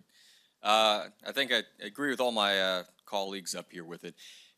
We just have such, I mean, when we're talking about trying to recycle any type of organic matter and getting rid of that, I mean, our priority up here has been fuels, right? It's been trying to protect us from catastrophic fire damage and actually burning down. And I agree that I think in concept, this is something that, you know, I could get behind it, but if you're going to put a mandate on a county, I believe the state of California has a constitutional requirement, which they often do not follow, to provide the funding to be able to backfill this. And I know sometimes they say, well, we're not technically making you, or technically you can do this other way and pass the fees on to residents, which I agree, it's the same thing as just making us pay for it. And we don't have the resources. Everybody's struggling with gas prices right now, with grocery prices. We're in the midst of a housing crisis, rents going up, housing prices are going up. And this is what we have to put all of our time into, and not just Jim's time, but also legal counsel's time and admin's time for, you know, many, many years, you know, putting this forward. So that is frustrating, and I agree. I think we need to hold the state accountable that if they put a requirement on us, I guess good idea or bad idea, they need to pay for it, and they need to cough up their share for that, because otherwise that is taking away from our very important work to, you know, address one fire or another, whether it's roads or housing or fire or anything like that. So I think we do need to incorporate that into our legislative strategy. I do thank all the staff that are having to deal with this, and hopefully the public does see that, you know, some of these things are not necessarily we have a lot of choice in doing, but then our staff really do a lot of, in addition to juggling anything else we're working on, which we have a lot of projects, are able to make this happen. I agree that I just started a compost pile at my house. I would love to see the master gardeners engaged in this program. I think this could be in some way an educational opportunity for it, but it is just simply disappointing to the state level. So I know that last time that we discussed this, I think we had some people say, well, why did you vote for this exemption, or, you know, support that? Don't you support trying to address climate change? Don't you support trying to recycle or reduce your organic use, things going to landfills? It really is just a matter of internal operations of government. They're not providing their fair share. They're forcing ordinances on us that we're not choosing. And again, it's just another matter where we should have more local control in this, or if they're going to make us do it, they should pay for it. I just wanted to add in real quick that I believe county staff in the past here has been involved with the master gardeners on backyard composting. And I think they may have even in years past provided some composters, the actual composting units, if you went through the training class and, you know, fulfilled that obligation. They would give the person a unit. So those are definitely things that we're going to be looking at. And yeah, getting the word out and getting folks to compost in their backyards, I think is a wonderful idea.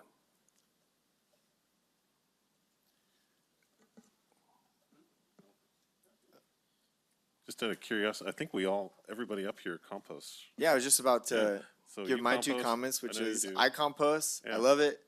I read my Bible. It says, be a good steward of the earth. So we all get that. And I'm not going to repeat too many things that were said up here other than it's another unfunded mandate.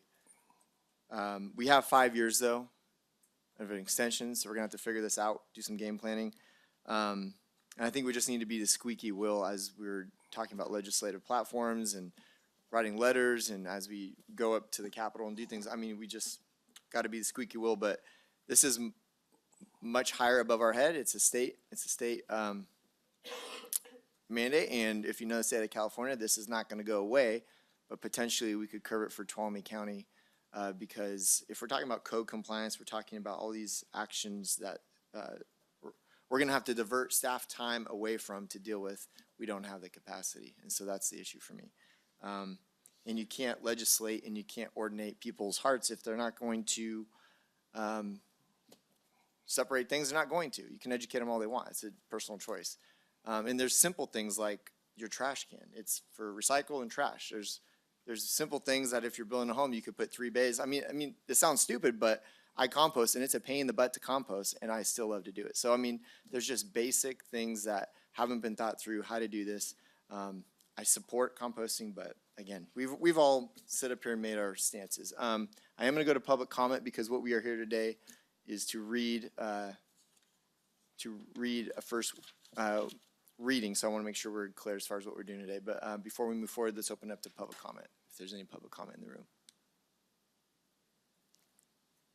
Nothing in the room. Anything on Zoom? Okay. So I'll bring it back to the board. Unless there's any further comment, I will look for a motion. I'll move to waive the first reading of ordinance adding chapter 7.25 mandatory organic waste disposal reduction ordinance of the Tuolumne County Ordinance Code as required by SB 1383, the organic waste disposal waste reduction regulations promulgated by Cal Recycle. I'll second. Okay, I have a first by Goldenberg, second by Supervisor Campbell. All those in favor say aye. Aye. Aye. And aye as well. So motion passes 5-0. Thank you guys for your time.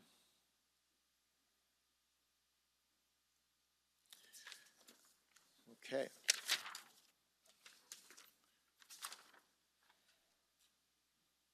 All right, we are going to come back to item number 9 on committee and commissions.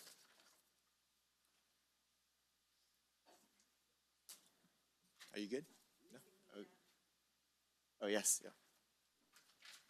Okay, back to item number 9, consideration of appointing 3 at-large members to the Board of Supervisors Planning Committee with terms to expire February 15, 2023. 2 Tuolumne County Planning Commission representatives and a Tuolumne County Planning Commission alternate with terms to expire February 15, 2023. Good morning. Again, Quincy Yaley, Community Development Department Director, second time's a charm. For the public, if you're just joining us, I'll do a quick recap. The item before you today is to appoint a number of individuals to the Board of Supervisors Planning Committee. This is a committee that reviews changes to land use policies that are typically associated with our general plan and our ordinance code. And again, in conducting that committee work, their goal is to balance the needs of individuals with the needs of all county residents by encouraging economic growth and promoting the stewardship of the county's natural natural resources and cultural heritage. The way this works is every year when these terms expire, we bring a number of names to you. There's 2 categories, so to speak. One is our planning commissioners. They themselves, within their body, nominate 2 individuals and an alternate. Those names are brought to you to be blessed and approved. Secondly, the second bucket is for our 3 at-large members. Those are applications that we have received from members of the public who have expressed interest in serving on the committee. Those applications do not go to the Planning Commission. They go straight to you here at the board for your review and recommendation. And there are 3 seats that are open there. So just to recap, first bucket is our Planning Commissioner bucket with 2 members as well as an alternate. Second bucket is our at-large members. I believe we have 8 applications and we are asking for you to select 3. I'm happy to answer any questions you may have. Okay, so before we get started, and council weigh in if I cross any lines, but we're going to do 2 things. We're going to, there's 3 folks here in this column, and there's only 3, and so we need to have a vote and approve those, and then my suggestion is after that, after we have public comment, board comment, then we move on to the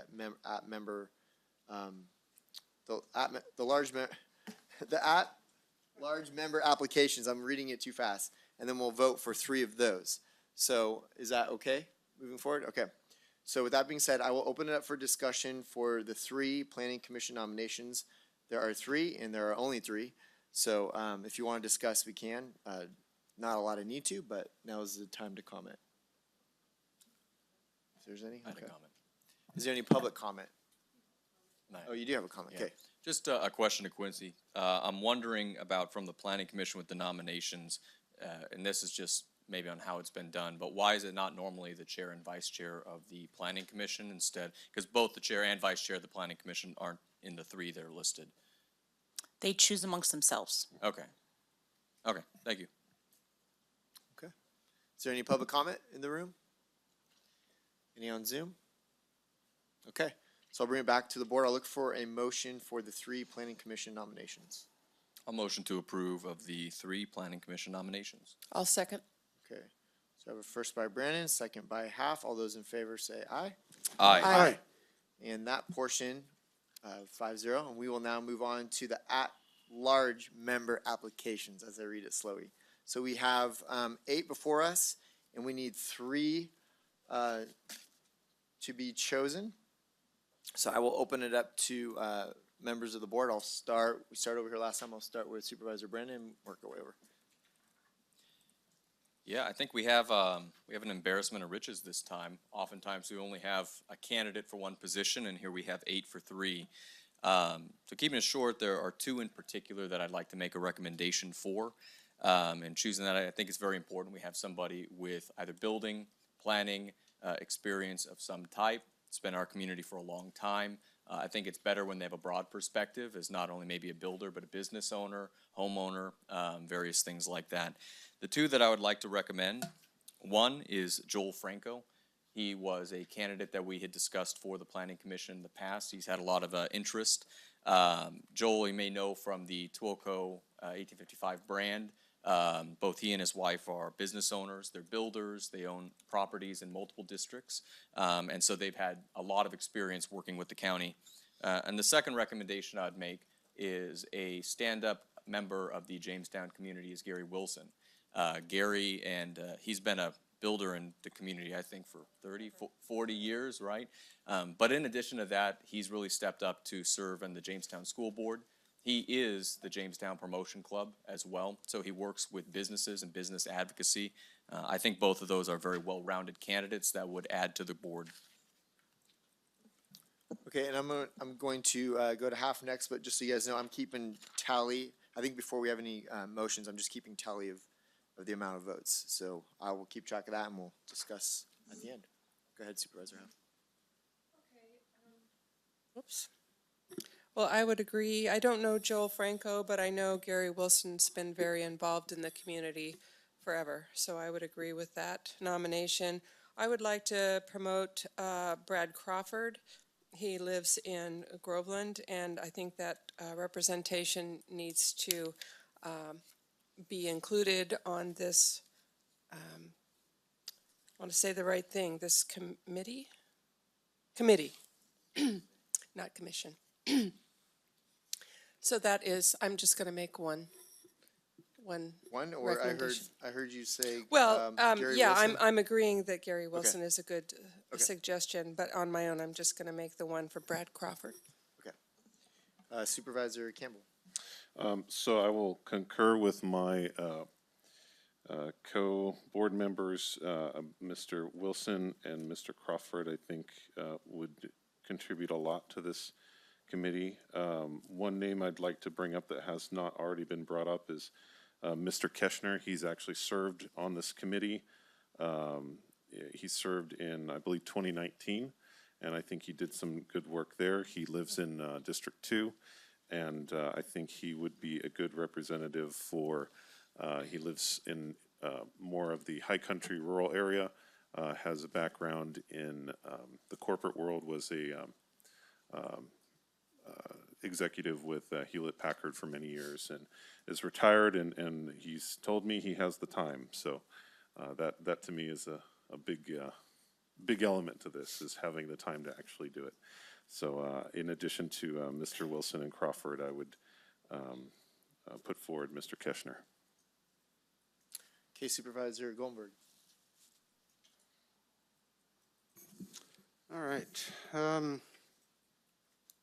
So just in reviewing these, you know, I see Mr. Ferris for District 1. Pardon my shuffling of papers here, but he's got a really good background, you know, as you know, a high-level, you know, manager, you know, at Lowe's. He's been associated with other government entities and Habitat for Humanity. And, you know, I like to see that community involvement. I also, you know, he would be my choice, but I do concur with Supervisor Campbell on Mr. Keshner. And I really understand, you know, Mr. Wilson has a lot of experience there, but I like the involvement of Mr. Franco. You know, so you know, that would be my three, would be Mr. Ferris, Keshner, and Franco. Franco? Joel Franco? Yes. Okay. If you guys would just give me a second.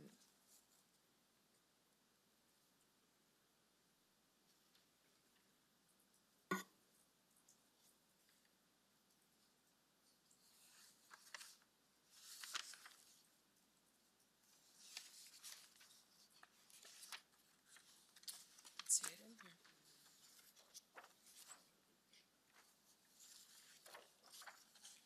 Okay. Just make sure I'm telling everything right. Okay, thank you guys for your comments. I'll do mine, and then we will open it up to public comment to get feedback from you guys.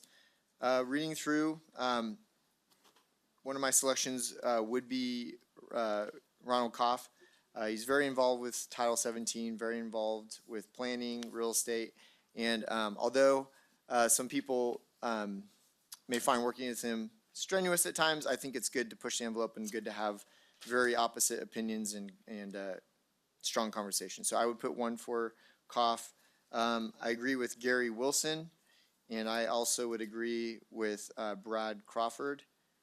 So those would be my three. And so while I've finished telling this up, what I want to do now is open up to public comment here in the room. So is there any public comment?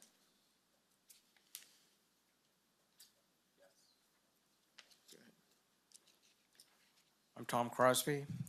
Just wanted to make a shout out for Ron Koff. He's working tirelessly with the Business Council on a number of broad community committees looking after the expansion of housing supply.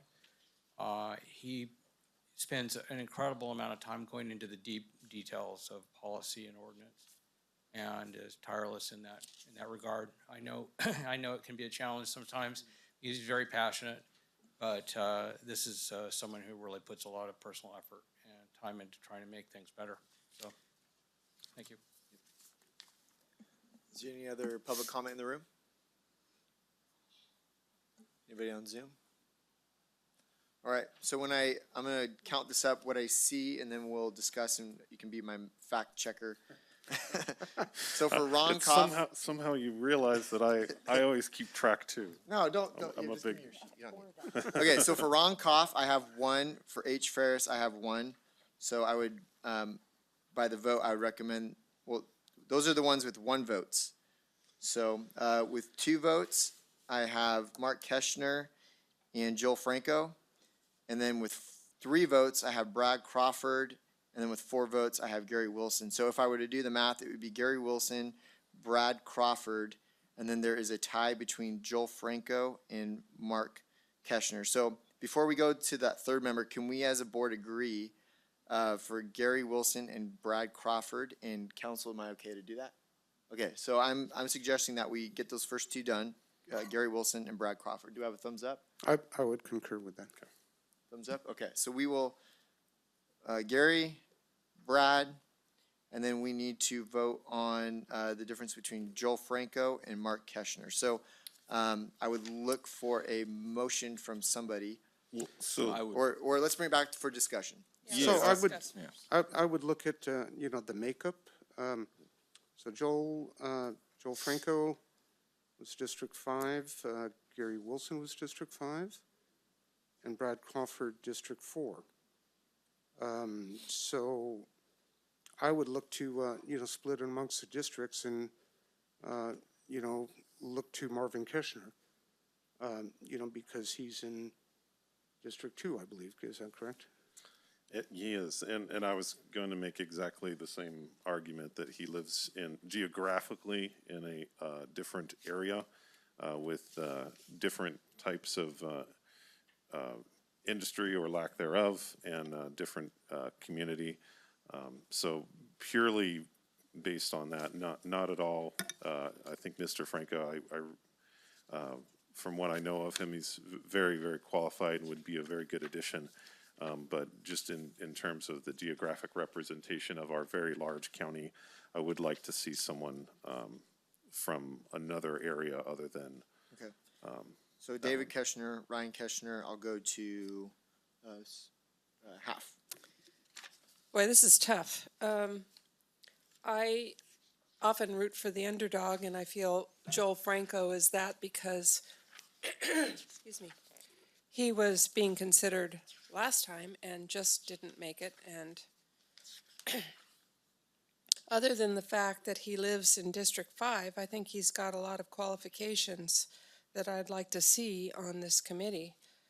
Okay, so put you down for Franco? Yeah, it's close. Oh but, boy, I'm gonna be the split vote here, huh? But Jaren, go for it. It's voting looking for like Franco. it. Oh boy. I do agree. I think it's good to have somebody with a diversity of perspective in the county. I just want to draw attention that he does live in that area, but most of his business is outside. So he's a realtor in the Sonora area. His Motherlode car wash business that he acquired several years ago. It's up, I think, in your district up in East Sonora area, around there. In addition to that, what? Actually, in my district. Oh, that is all the way up to Motherlode car wash? Oh, it's on the other side of the road, yeah. I hate that. Yeah, it's hard to figure out. But it's in a lot of other areas. I really appreciate about Joel that he applied for the Planning Commission.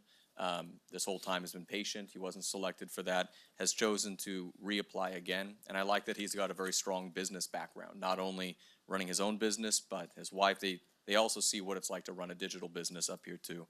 I know that might not have for the second part, a huge part in it for planning, but I really appreciate just that he's going to bring a diverse perspective to it. Okay. Before I comment, is there any public comment in the room? Actually, do I need to do that? Yes. Is there any public comment in the room? Is there any Zoom public comment? Okay. So I am the split vote, which is fine. For myself, I'm not too worried about where people are within the district. I think we're a small enough community. I even have someone appointed who's not living in my district but does a very good job on the issues that I point them to. For me, I do have a quick question because I think it was mentioned. Was Keschner a prior member, you said, committee? Yes, he served in 2019. It's complicated. So he was, the appointment had been left open for a while. And so he filled in that open appointment for, it was not a full term, it was like, 5 or 6 months. Okay. The balance of that term. And then, at the end of that, another selection was made. Okay. All right, so I need to make a decision. I think it's telling that Joel Franco applied and he's still back applying. Keschner did serve. I do like the business background for Franco. That's where I land, coming from a family of business. I just like the business background, that he's current and active, so I'm gonna go Joel Franco. So with that being said, I will make a motion to appoint Joel as the third member, and I'll look for a second. I'll second. Okay, so first by me, second by Kirk, second by Supervisor Brandon. All those in favor say aye. Supervisor I- Kirk, I'm yes, sorry I'm to sorry. interrupt. So, one, just to be very clear with the Brown Act, Yes. you can do this all in one if you'd like to vote. Okay, so I can say, But I would say if you're gonna do them Gary- individually, you're gonna have to ask for public comment one more time. well then, So if you wanna did them I all do together- individually the two first? No. No, we just did a thumbs up. Yeah, So, just do all so we'll do three. Gary Wilson, Brad Crawford, and Joel Franco. I will make that I'll motion. second. And second by Supervisor Brandon. Okay, so all those in favor? Oh, public comment one more time, public comment. Yeah. Okay, thank you. That's why we pay you the big bucks. Public comment. No public comment. Okay, on Zoom? All right, so I will remake my motion for Gary Wilson, Brad Crawford, and Joel Franco. And second by Supervisor Brandon. Thank you. All those in favor say aye. Aye. Aye. Any opposed? All right, motion passes 5-0. Thank you guys for getting through this. And it was, I'm sorry, I have to read it, a first by Kirk, a second by Supervisor Brandon. Thanks. Okay, Thank you, Quincy. thank you, Quincy. She's trying to get away. And thank you, everybody who applied. This is not fun, because you all have an interest in Tuolumne County and the things that are near and dear. There's just so many seats, so please, there's always the future, and please reapply. Thank you guys very much to those who got selected and those who didn't. Okay, we are going to move on to item, actually, you know what, can we take a 5-minute break? We'll come back at 11:07 and reconvene.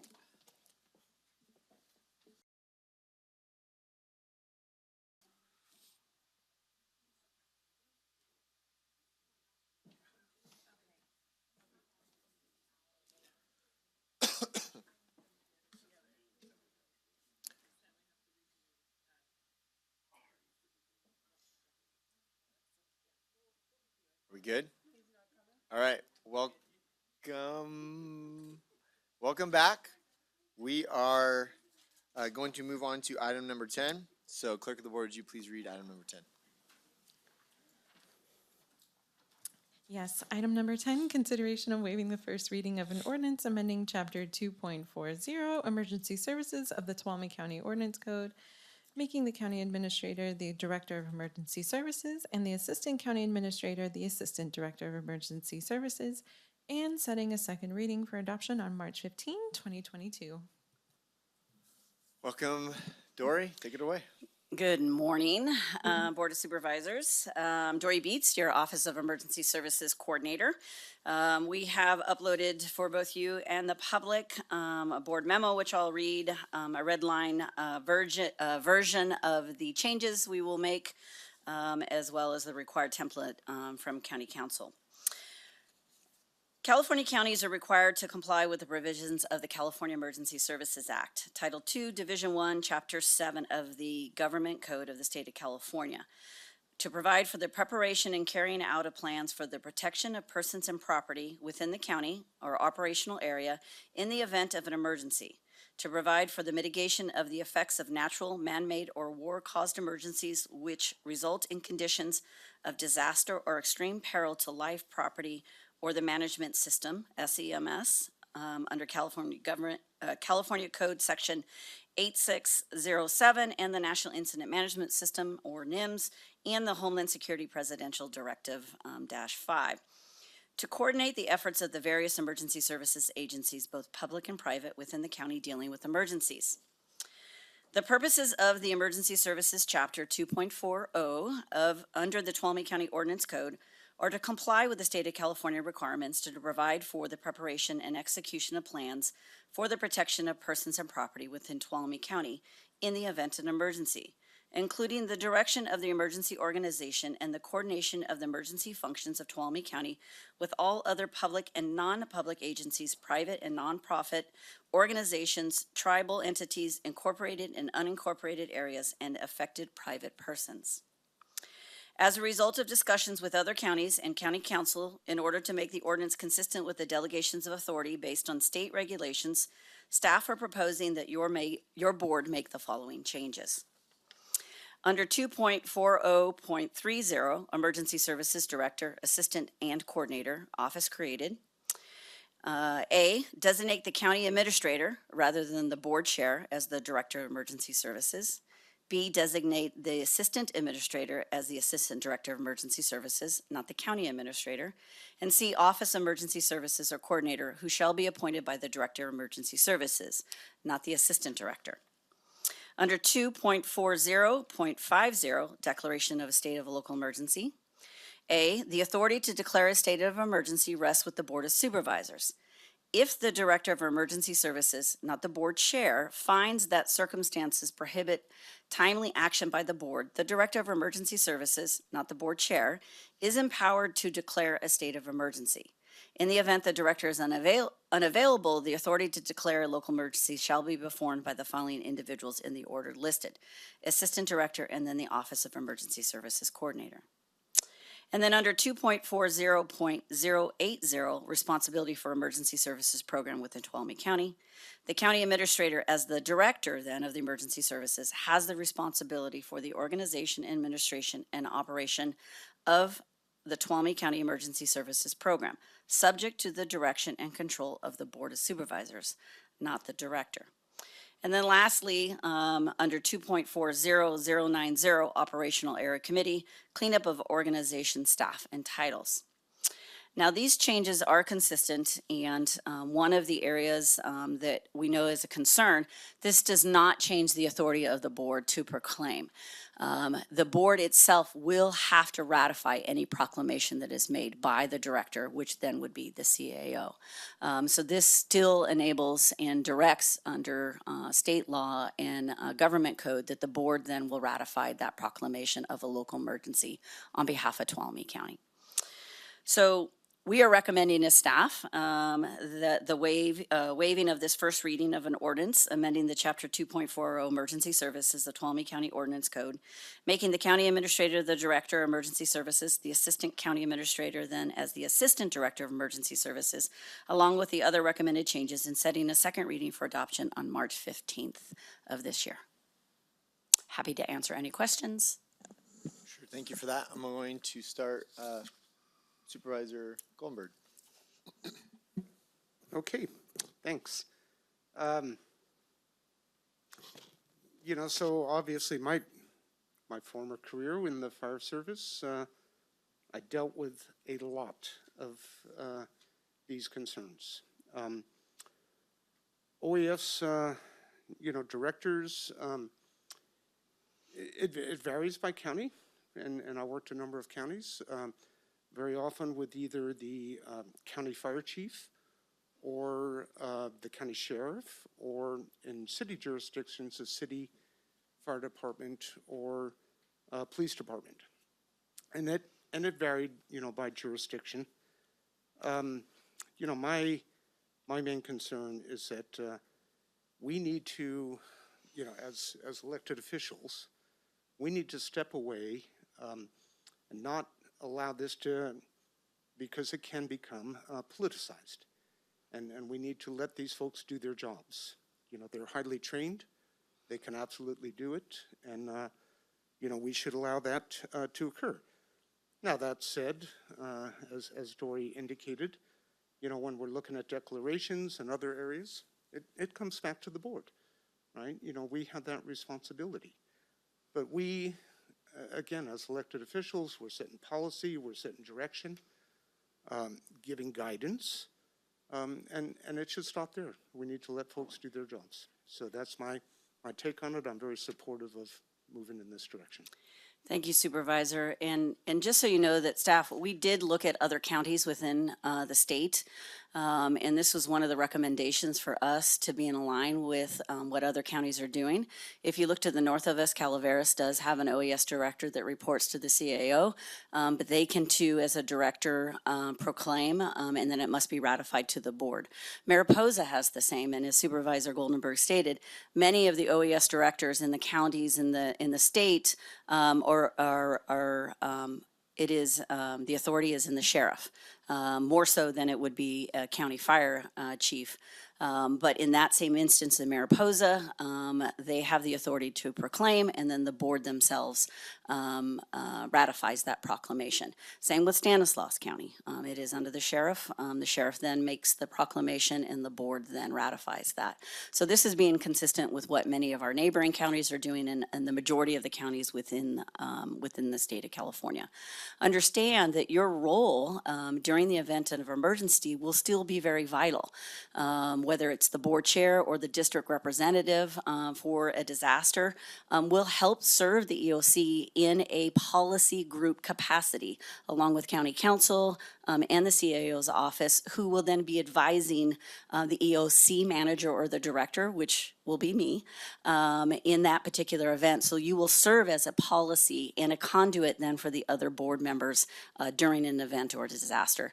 But again, your role will then be to ratify that proclamation should we need that, so that we can request funding from both and assistance beyond our means to both the state and the federal government. And just, tagging on to that briefly, and thanks, Dory. A growing number of jurisdictions are hiring OES directors outside of, the police, fire. It's just a function within the government. And when we look at our CAO, assistant CAO, what they do in coordinating all the efforts within the county, and anytime you get an emergency, it involves multiple departments. It's logical that we, look, towards those areas. So, thanks. And Supervisor, okay, come over here. Comment, Supervisor Huff. Yeah, as a former OES coordinator for this county, 2008 through 2011, I always thought it was strange the way that we had it arranged in our code. So I fully support this. Supervisor Brandon? I think, so I'm trying to understand what the problem this is trying to solve, though. So I understand that other counties are doing it differently, but I don't really have my head wrapped around what exactly this fixes based on the current system we're operating under. So it's becoming consistent with the authorities and the roles, so that in the event of a disaster, obviously staff are usually the first there with respect to the EOC. And if we need the ability to proclaim at that moment because your board is not in session, it allows us to do that without having to wait for the board chair to do that. Now, isn't there a process already that if you're unable to meet the board chair in the ICS system, you're able to still do that currently? Is that correct? So if we dedicate it in our ordinance, yes, the way our ordinance is written. Yeah, as it is right now, I thought under that process that if you're unable to reach the board for that ratification for any purpose, that it would end up defaulting.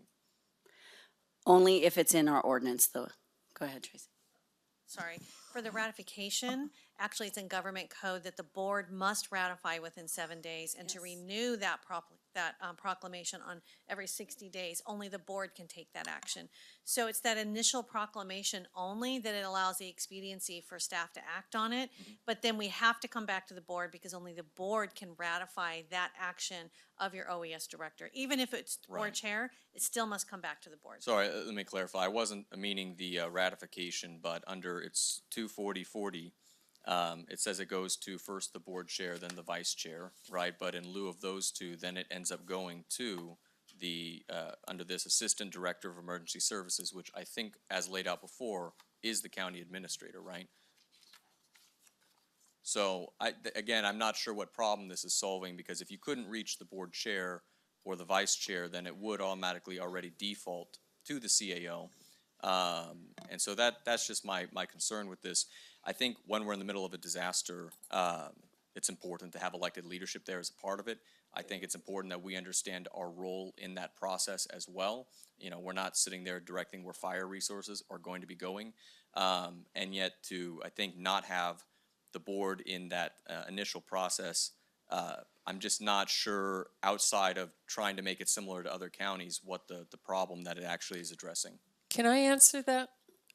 Just from my perspective as being staff, and no disrespect to any board member here or in former boards, the board chair is not the right person to be at the helm. The board chair does not know OES. And for that reason, especially, I think we should have somebody at the helm who knows OES. And if I could weigh in, and I share Supervisor Half's perspective. I also, she and I are part of the alumni of Tuolumne County OES, and I also found it somewhat strange that we had the arrangement that we did in our county.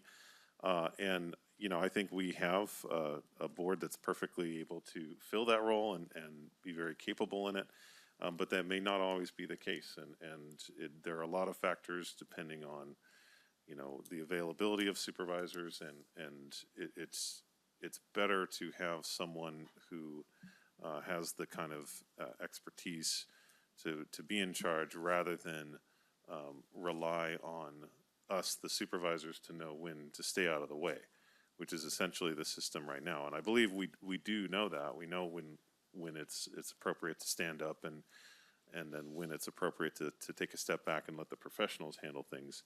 But there's value in codifying some of those policies so that it's very clear for this board and for the community who's in charge in what situation during an emergency.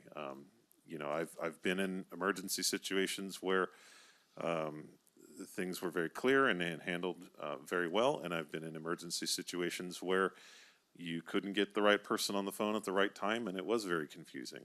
And so it's definitely better to outline these things now when it's calm and where we're not in the midst of an emergency than it is in the middle of it. So that's why I'm supportive of this change. I think it makes a lot of sense, and I think it brings us into line with what a lot of other counties in the state are doing. And again, the qualifications of our folks that are in these positions and how they interact across all county departments is huge. You know, being able to let them do their jobs. Well, and just on that though, looking at the next section, and I think this is probably important to consider even from a support position on this item, the 2040-60 authority control management of resources during a local state of emergency.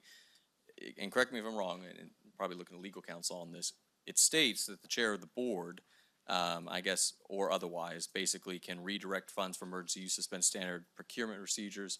I don't know if that needs to be also amended as a part of this, because it still seems to read that the chair of the board could, example F, establish a curfew for the emergency area. I don't know, maybe.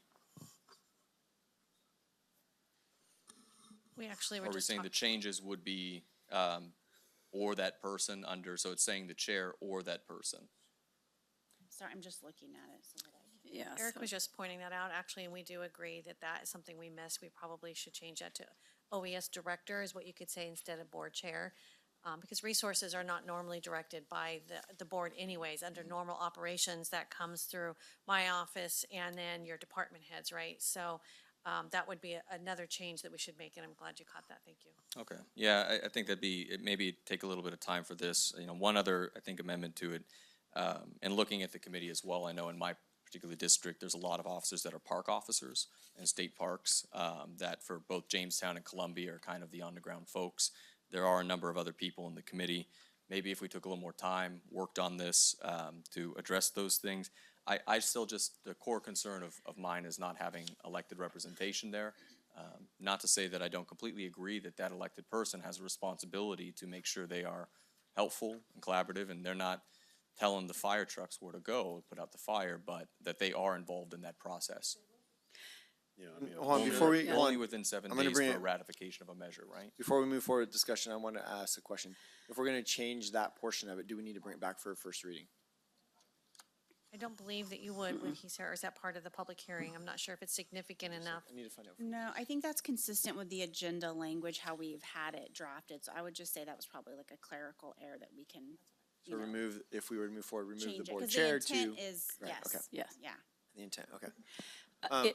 If I may, just real quick for Supervisor Brandon's, we have to be very clear that this is the emergency services ordinance that is governing how we proclaim a local emergency and ratify. This is not discussing how we operate an emergency operations center and how your board would be involved depending on that district. And it's something that we can have a conversation, and I'm more than happy in speaking to county council and also to CEO Riggs, is that we can have more of a conversation about that, about how that role plays out, because I think it's newer for some than others, what that role is, and how best you can serve the EOC in our functions and help support the work that we are doing. There is a whole training, and I sent this last year, I'll send it out again, about the elected official's role in an emergency, what your role is and how you can best support us working in the EOC and supporting the incident command post out in that emergency. They are two separate, so I want to help focus and separate those two discussions because this is specific to that authority and designating specific to the California Disaster Services Act. Okay. So I would like to see that reviewed at some Yep. point, because I think we had an example with the Washington Fire. Supervisor Goldenberg, Campbell, and myself were there. I know that Supervisor Campbell, when he was chairman, was very involved in those decisions. I sat at the table, was kind of listening to what's happening, but was able to trust that that was, being represented in every conversation there. But making sure that, this was something that was burning in large part, in my district there, where there wasn't necessarily this is where we need you to be able to assist with that. And so I think a review of that policy there, because I was there for a long time to try and help, and Yes. maybe that's getting in the weeds of it, but it was a lot of kind of sitting and not being part of, I think, what you were saying, Yes. which is the policy committee Right. talking about impacts. And I would be happy to provide that to each and every one of you individually or in groups of two and no more. And so, because it is really, really important, because there is a function that we provide, and the board serves simply as a policy advisory, not in, as you said, the weeds of operations of how the EOC functions or making decisions, unless it's related to policy directive. It is very, very important. And if you go to other counties and sit in an emergency operations center during an event, your board members are not there in a part of the decision-making that is going in the operational of the EOC, which is the same thing. Our role in the EOC is not to tell the incident commanders how to fight the fire or to address that emergency. We're there to support. And that's what I would look to you as a board, is to support our efforts in the EOC to make sure if there's any policy decisions related to funding or other mechanisms, that you are there to advise on that, not in the day-to-day decisions or the minute-by-minute decisions that the Emergency Operations Center is providing as a support to the incident command post. And if I could ask one more clarifying question or two. You mentioned one county also uses the sheriff's office, which kind of fills that role of also being an elected, but also has incident command responsibility and knowledge. What was the decision to choose it to be through the CAO's office as opposed to, say, through fire or through the sheriff's? I think as Supervisor Goldenberg, and I'll let Tracy answer to this, because she has definitely a lot more history in understanding county governments. But in Calavera's situation, they report to the CAO's office, even though they may be in cooperation with the sheriff's office. But in most of those instances, they do have a coordinator, somebody like myself, that does the day-to-day, so they can separate from that and help provide the best service to the overall operations. So that one's an outlier that does the sheriff. That's not standard across, because you mentioned most of them don't have supervisors. I was wondering if most of them use the sheriff model or the... I think it's a mix. I think it's a mix across the board, and I think more are following on what we're doing here in Tuolumne County. That's all my questions. Thank you. Can I interject real quick? I also want to provide something on that, but go ahead. I'm sorry, I don't want to interrupt you. Can you do it in 30 seconds? I can try. Try. So I do want to let the board know, Bill and I have discussed this in the past, and the reason for that, what you're seeing more and more moving from the board delegating this authority to the CAO staff is you have direct ability and authority over your CAO staff. You do not have that over your other elected. So if you want something specifically done in an emergency, you have much better ability to be able to influence at our level than you do for an elected. The other part of that is that your OES, fire and law enforcement focus on the event itself.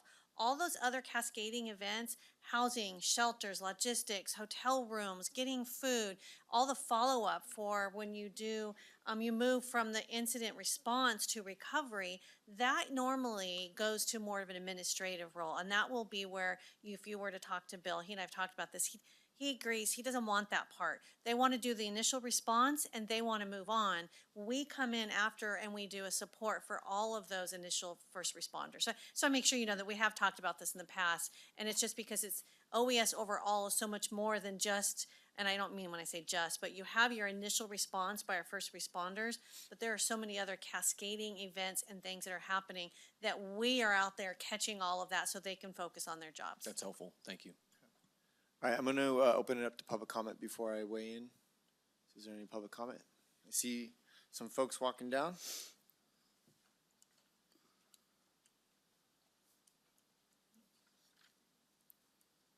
I'm okay. I cleaned this during the break. Thank you. I raised this issue with Dory myself because I had a lot of concerns when the chair of the Board of Supervisors tells the public, I won't tell grown adults what to do. I can't have someone like that in charge of an emergency in my community. And not only did it was said one day, it went on day after day after day after day, and then the discussion got labeled in the media as ridiculous. So that was just appalling to me, and I can't have that in charge of emergency services. And I was just stunned in the Washington fire when we had a former chair of the Board of Supervisors, a retired judge, and a mayor who were told to evacuate, and they didn't. And they stayed in their homes, which made them potentially dangerous and possible fatalities that then someone would have to deal with that later. And that was just so irresponsible. And I think Randy was charge of the board, wasn't he, during the rim fire? I felt very safe. I knew that Randy was going to take care of me. And our incident command came from North Carolina. They weren't local, because all of our locals were in other parts of the country. So in that case, it was, very important for people to know the area here and could teach them. And I was I forget what his name was, the guy who was in charge, and how quickly he picked up on our geography here was very impressive. All right, any other comments? Yep. Tom Crosby again. I just, a couple of quick comments. I think I have a much better appreciation for the language change and what you're trying to accomplish here, and the benefit of having an optimized process with well-trained individuals that can make the right immediate decisions.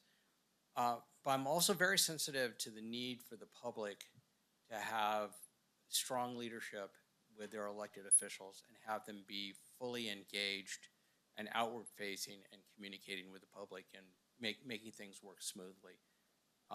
So I like the conversation that's been going on here about maybe communicating more of what the role of the supervisor is in these situations. And that ought to be part of our calculus when we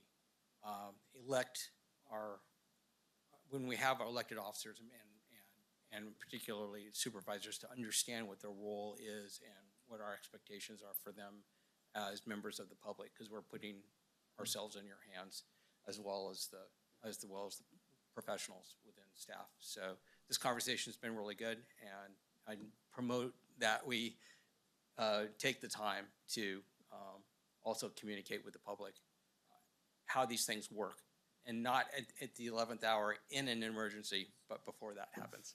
Right, thank you. All right, thank you. Is there any more public comment in the room? Not seeing any on Zoom? Okay, so I'm gonna weigh in real quick. I'll just tell you a little story, we'll get through this. When I first found out that it was the chair of the board, whether it's me or any other chair, as a director, the first thing I said, well, is that, why? That doesn't make sense. We have an OES, full-time OES coordinator, why the chair? So that's kind of part of the conversation as far as looking at other jurisdictions. What's the role of the chair? What's the role of the board? For me, I had almost every single question that Supervisor Brandon asked, and so I asked him, I just want to clarify with the public, and I'll do it in the form of some questions, Dory. But it says here on 2.4.50, the authority to declare a state of emergency rests with the Board of Supervisors. Is that correct? We can still declare a state of emergency. Yes, and as the regulations say, you have to proclaim Sure. that local emergency that we would then declare to the state of California. Okay. And to Tom's point and to other people's point about, we are elected by the folks, and so we have a responsibility during emergencies.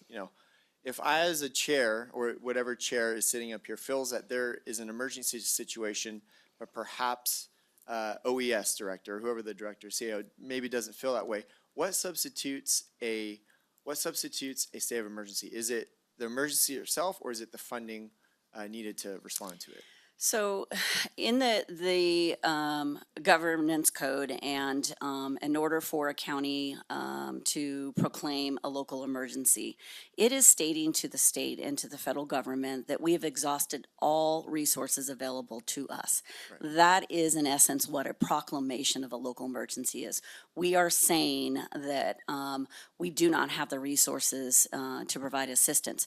That does not, is different than when we have, per se, a smaller event, right? Where we do have a winter storm, or we might have an extreme weather or some other disaster that may affect our community. That does not preclude us from providing assistance or acting upon providing assistance and responding to during the event.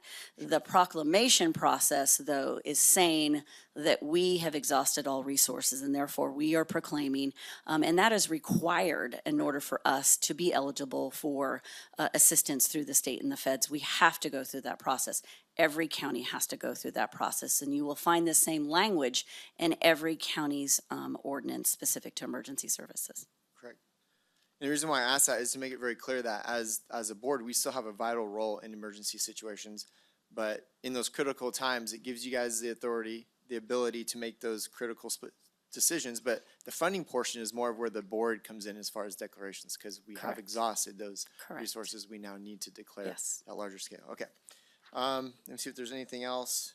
Oh, the EOC, I think Supervisor Brandon brought it up, but I just want to confirm, during an EOC event, the chair and whoever's in that district are absolutely going to be there involved, hearing what's going on, because yes, we have to report to our constituents. We need to be well aware of what's going on in our district and our community, correct? And Tracy, this does not remove our role. Not at all. I just want to make sure that's very clear. And anytime there is a disaster or an event, obviously I would be getting phone calls, whether it's from fire or law enforcement. My first contact will be Tracy, and then it will be to the board chair in the district that that event is occurring in. And I try to get to everyone, but I definitely will get to those two. All right. Okay, so that being said, I was a little hesitant. I got my questions answered. I do feel more confident. The process makes sense to me. It seems appropriate. We still have a vital role as a board. We're still engaged.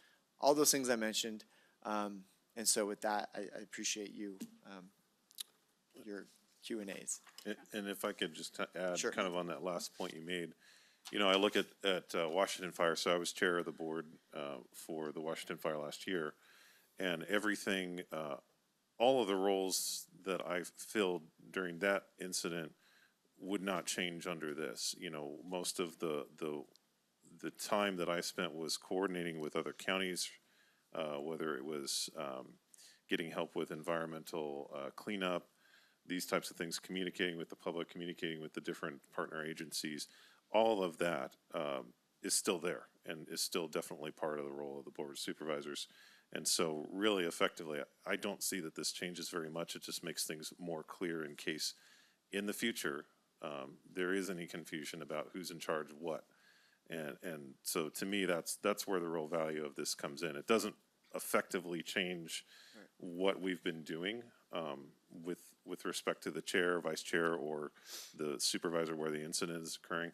But it does put things down in writing and makes it more clear. I would like to just make a point of order on the 20/40/50 to have us do amended language to reflect what was mentioned. I don't know what that language would be. I would recommend Director of Emergency Services. That's where it's been consistent throughout the. Right, or you could also just strike it because it's also Yep. defined. Okay. So we can just strike it.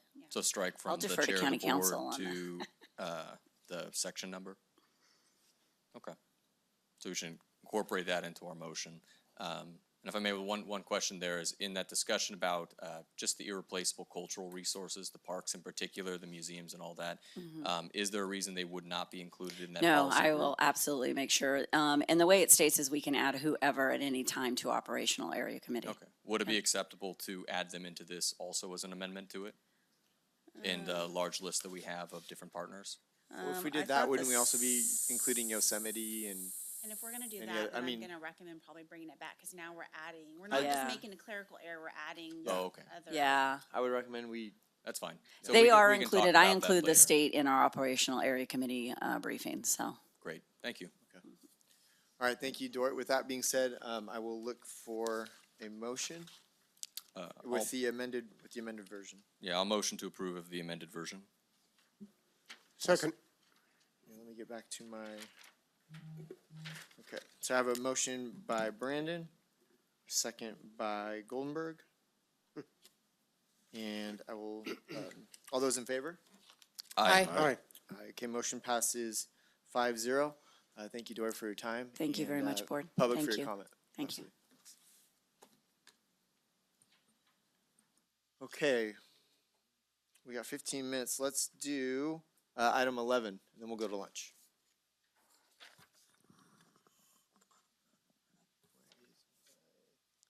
Okay, item 11, consideration of approving an agreement with Conti LLC in the amount of $130,334 for the design and installation of an updated audiovisual system at the Tuolumne County Emergency Operations Center, increasing appropriations up to $150,000 and decreasing ARPA contingencies by the same. 4/5 vote required. All right, good morning, Board. Eric Hart with the County Administrator's Office. In 2006, we completed construction at the Stryker Court facility where our ambulance and fire buildings are, which is our Emergency Operations Center. During the course of that construction, a separate contractor was hired to do the audiovisual work at that time, but unfortunately, he was involved in a car accident, and that work was actually never finished the way it was intended. Later on in 2014, we were able to allocate some funds to do some minor upgrades of about $19,000 worth for HDMI cables at the main podium, some projectors, and updates to the TVs that drop down out of the ceiling. And it did create us a base level of functionality for us at that EOC, but it does still come with a lot of limitations. And so I'm going to kick it over to Gabe here. He's going to talk about the current system that we have in place, as well as what we're hoping to achieve. Good morning, Board. Gabe Peterson, IT. The main issues I would see are as follows. First of all, there's no video conferencing functionality in the room. Secondly, the projector and the projector screen are based on old technology that does not really allow for video conferencing. And just to be clear, what that means is if you have to turn all the lights off to see the projector, you can't see the people in the room when you're trying to do a video conference. So that's a pretty big limitation. One of the drop-down TVs has mechanically failed. A big one here is that the switching system is based on legacy VGA connections. It's old analog stuff. I brought a prop. I think we all remember these big honkin' blue cables we used to plug into our computers. I challenge you to find a computer in Tuolumne County that still has one of these on it. That's what the system is based on. Also, because of that, there are sort of connectors throughout the room. It was originally designed so that you could plug in the corner of the room and send that content to just one TV or to all the TVs. And again, that system is based on this technology. And so you're unable to plug a computer anywhere in the room except for at the podium, where we made that change in 2013, I think it was. So those are the main limitations.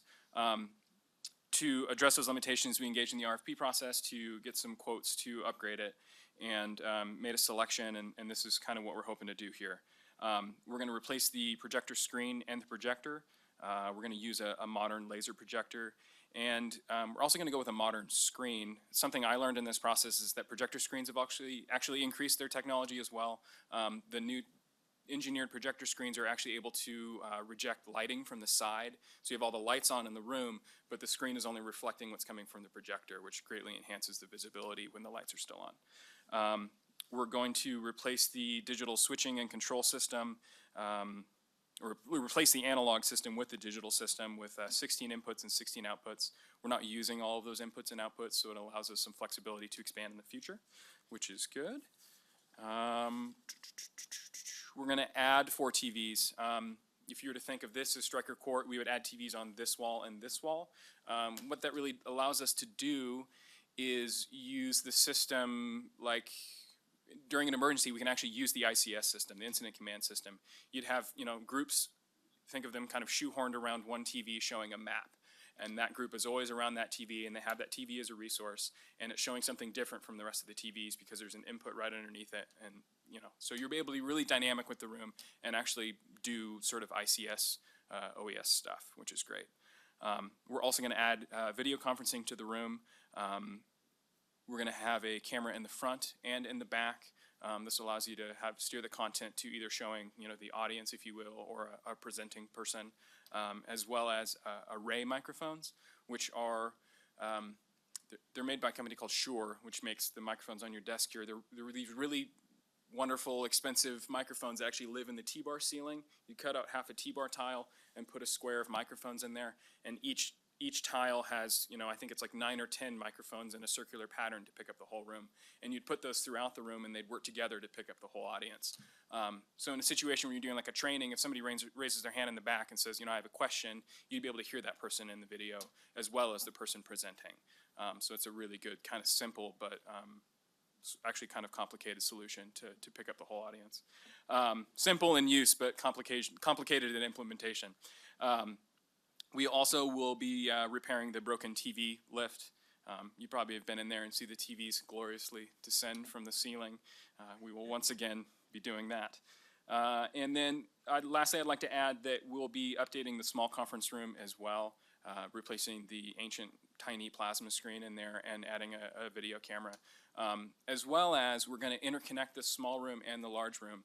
And so what that means is you could, using the microphones and the cameras in the large room, steer that content to the TV in the small room, kind of similar like what we're doing with here in the lobby.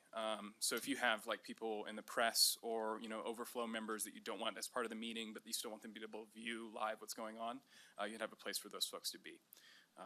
And that concludes what I have to say.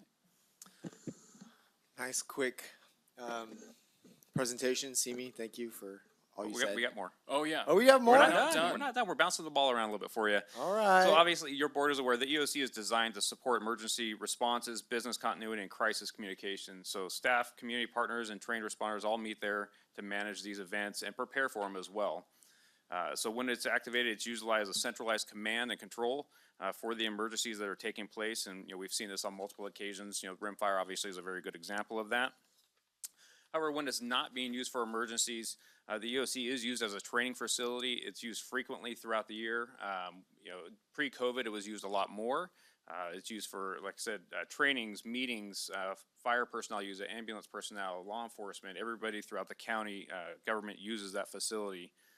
One of the other upgrades some of the upgrades that we're doing is also going to allow us to use this as a secondary location for a Board of Supervisors meeting. As your board is aware, we have a contract to upgrade the elevator in this building. With that process, this elevator here will be down for at least 4 to 6 weeks potentially.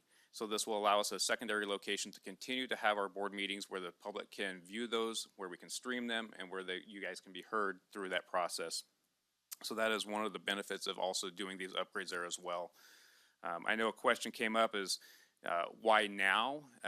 Why do this now with the ARP funds, which we would be recommending is, we want to try to get the ball rolling so we're in place for fire season, also to have this these upgrades done before that elevator is taken down later on in the spring.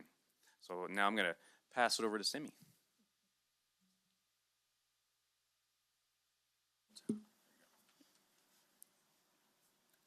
Good afternoon, Board. This is Simi. As the 2021-2022 recommended budget was being developed, which included the discussion on the use of ARPA funds, staff recommended this project. However, at the time, an RFP had not been published to get a true estimate of the cost and the needed upgrade. To get a better understanding of the needed upgrade and cost, staff worked collectively to establish a scope of work and issued an RFP on December 17th, 2021. A total of 5 bids were received. Conti was the lowest responsive bidder at $128,834. The final quote is slightly higher at $130,334.02 due to some minor additions to ensure we can live stream board meetings in the event that the EOC is utilized as a secondary Board of Supervisors chambers, as Eric mentioned. During the RFP process, there was a concern from bidders on the timeline for this project. The primary point of concern was the availability and the volatility of pricing of the hardware that would be required for this project. The time that would elapse between providing a quote and actually ordering the hardware could drive up the cost. While the contract is for a not to exceed of about $130,334.02, staff is recommending the budget allocation be up to $150,000. This would allow for the county administrator to sign amendments for any increase in cost associated with this project without having to return to the board to increase appropriations. So again, the current budget does not allocate these funds for this project, and we do have about $2.4 million left in our first allocation of ARP funds. We are getting another 5.3 later in May, approximately. We should be getting that money. Again, this is a one-time expense, and staff is recommending that we reduce the ARPA fund contingency by amount up to $150,000, meaning we would only draw down exactly what we need to complete this project, and increase appropriations in the same amount. So as with that, staff respectfully recommends that your board approve the attached agreement with Conti LLC in the amount of $130,334 for the design and installation of an updated audiovisual system with Tuolumne County Emergency Operations Center, increase appropriations by an amount up to $150,000, and decrease contingencies by the same amount. Okay, are you done? I thought Yes. you guys kept fooling me there. Okay, in the interest of time, I'm going to move this forward. I'm just going to open up and say, you know, I was one of the supervisors who said, why now? Why with ARP? I think the ARP funds should all be discussed at one time, but it makes sense that I guess where it lies with me is, is it in the contract, will this be completed before next fire season? That is our intent. There's a couple of extensions in here. Really, it's going to depend upon the availability of the materials that we need. So as soon as if your board approves this, as soon as we have that, we will communicate directly with the contractor to ensure they can start ordering those parts. And should this not be completed until the elevator fix? Are we going to wait for the elevator fix till this is completed? Yes. Okay, I just want to get caught up in a moment. Okay. All right, so yeah, again, I would like to do it during ARP, but the timing makes sense specifically for me. The big thing is fire. And if we have a major fire like a rim fire, are you telling me that's where the EOC will take place out of that facility? Correct. Okay, so that's important. So with that, thank you guys. I'm going to open up to any other board comment. David Goldberg. Yeah, just a couple of brief, during the Washington fire, we saw some failure, you know, on video. I think it was when we were trying to have a Cal OES come on, you know, during the EOC operation. So, yeah, you know, having that, I just want to confirm that this is an appropriate use of ARPA funds. I mean, have we researched that? I don't want to have anything come back and say. Yes. Okay, thank you. And other than that, yeah, I'm in favor of this. I'm in favor of the little bump in costs in case we get an uptick in costs, because we're still dealing with some supply chain issues and stuff out there, and you know, certainly in many areas, construction and otherwise, you know, materials costs keep going up. So yeah, I'm supportive of it. Thank you. Supervisor Campbell. I think Supervisor Goldenberg just convinced me. Yeah, I've spent a lot of time in this building that we're talking about, and I've heard from constituents. I share the sticker shock on the cost of this, but you make a really good point that it's not going to get any cheaper if we wait. And we do have another fire season coming up, and I know I can testify to the problems that we've had with the AV equipment there in the past. I just wish it was cheaper. Supervisor Haff, any comment?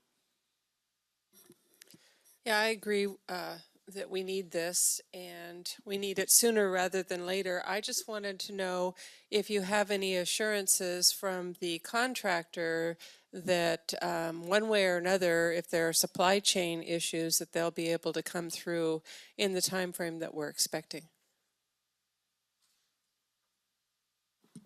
I would say we haven't discussed it at length with the contractor. There is some equipment that's part of this list that I would say is a deal breaker, and there's some equipment that isn't. I was talking to the contractor yesterday, and he was saying that the ceiling array microphones, he can get white ones, but he can't get black ones. So there's certain things like that we can make adjustments as we move along in the type of equipment we're using in order to increase the expediency. I think we're willing to do that. But there's some things like the control, the Crestron switching equipment, which is sort of like the backbone of the whole thing. We're really going to need to keep that the same because otherwise we'd have to re-engineer the whole project. Thank you. $3 can of black spray paint, I think we could probably fix that game. I just want to say, this did come up before. I appreciate the effort to get the actual number in the bid. The cost of this has been reduced, so I really appreciate that. I want to echo Chairman Kirk's point about ARP. I kind of had the same concern. I think many of us have ideas of where we'd like to see ARP funds go and are waiting for a discussion where we can compare all costs together. But I do understand the timeliness of this in particular related to fire season. And I just want to say that I don't want more items coming forward, coming from ARP after this that is, kind of piecemealing this out and then we come back to have the discussion about all of it. Because I don't know, I think we've been holding off on that and we all should. But I do understand that. Just a recommendation that with the cost, I know this is going with the lowest bidder. Shop local. If there's any opportunity to be able to support local businesses with this, go out to, do we have a TV kind of, well, yeah, there's no Circuit City or Radio Shack or anything, but that I think is always great in all the projects we can do. But thanks for putting this together. I'm looking forward to having the alternate site location, and I do appreciate the information on the usage as well of the site. One question I had is this a vacant room that we're improving just in case of an emergency happens? It's used very frequently for training. You were mentioning that it's difficult to get a booking in there sometimes. And so I think outside of an emergency, this will provide value to the organization, which is important to me too. Thanks. All right, thank you guys for the comments. I'm going to open it up. Got Big Blue here to public comment. Is there any public comment in the room? I'm not seeing any. Any on Zoom? None on Zoom. All right. I'm going to look for a motion. I want to say Simi did great, and I will motion to approve of the item. First by Brandon.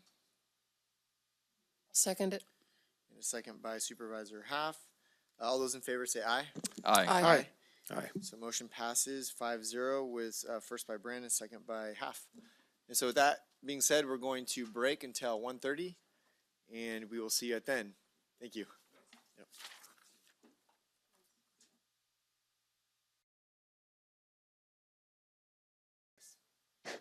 Okay. All right, welcome back to the March 8th board meeting. We are reconvening from lunch. We're going to open up with item number 12. So clerk of the board, would you please read item number 12? Yes, item number 12, consideration of providing direction on the process to develop the 2022 legislative platform. All right.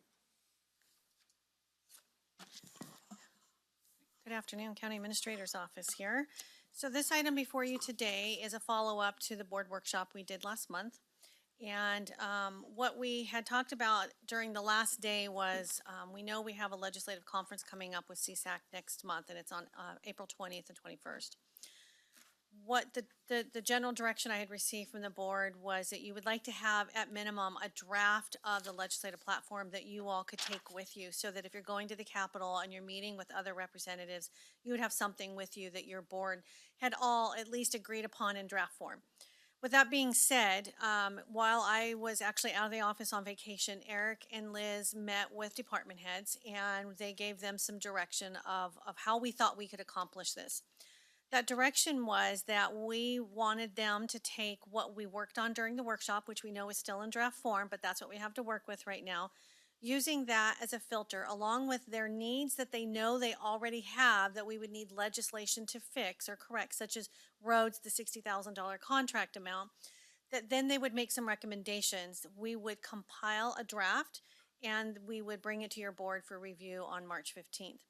I've spent some time, there is an attachment in here from Supervisor Brandon. He and I spent some time talking last night, and I realized I definitely could have been more clear in that this would be more than one day. By no means did I think your board would approve that draft on March 15th. That was just the beginning discussions. I expected we would come back on April 5th and again on April 19th so that you would have it with you when we leave that day for the conference for a draft. So in here, you have just that outline, so we would, the plan, unless you guys tell us to do something different, if you want something by the 20th, would be exactly what I said. Department heads have already been submitting some of their information. What Supervisor Brandon has submitted for your review in the back is I told him this, it's like government 101 on how you want to do a legislative process, and it's excellent in form and the process and how we would engage all levels, community, department heads, the board members. However, and he and I talked about this as well, that's about a year to a little longer process to really do that type of process. So there is a way we could do this too. So if we want something that we could work on to get you to have something in your hand both electronically and in paper when you go, we can do that. For this other, what I would recommend, if this is something your board would like to do, is we would need resources to do it. We just simply don't have the level of resources in our office right now to do this level of work. And as you know, we're short an analyst right now, and we just hadn't gotten applicants the last round, so we're back out seeking, doing recruitment again.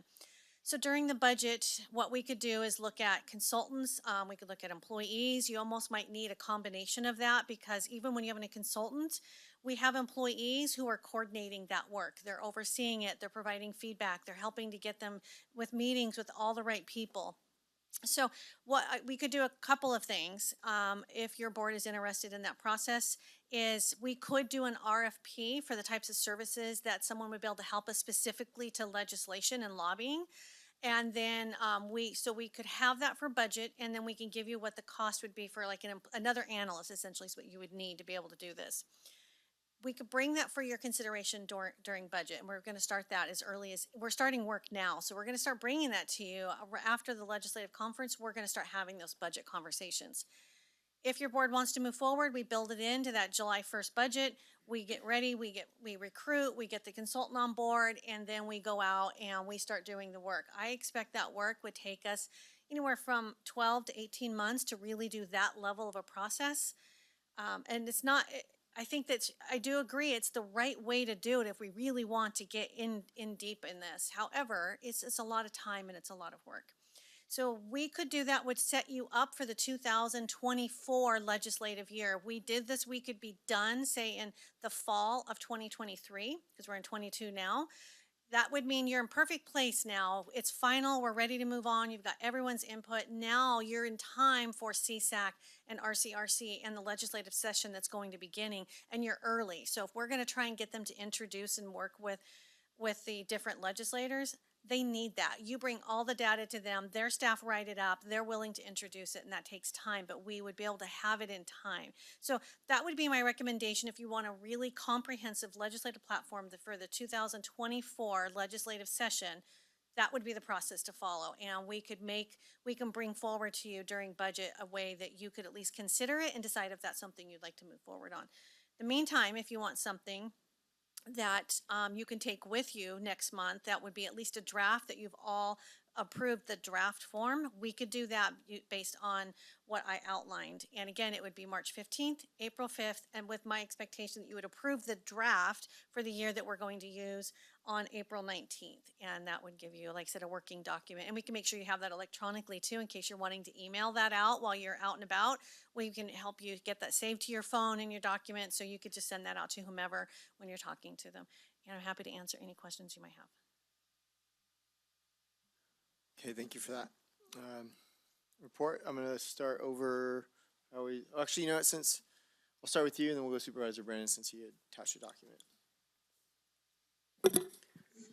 Thanks for that report, Tracy. I agree that these legislative matters take time. I would hope that we could come with some kind of a plan for next year, 2023. It might not be the full enchilada, but we're going to have new representatives starting next year.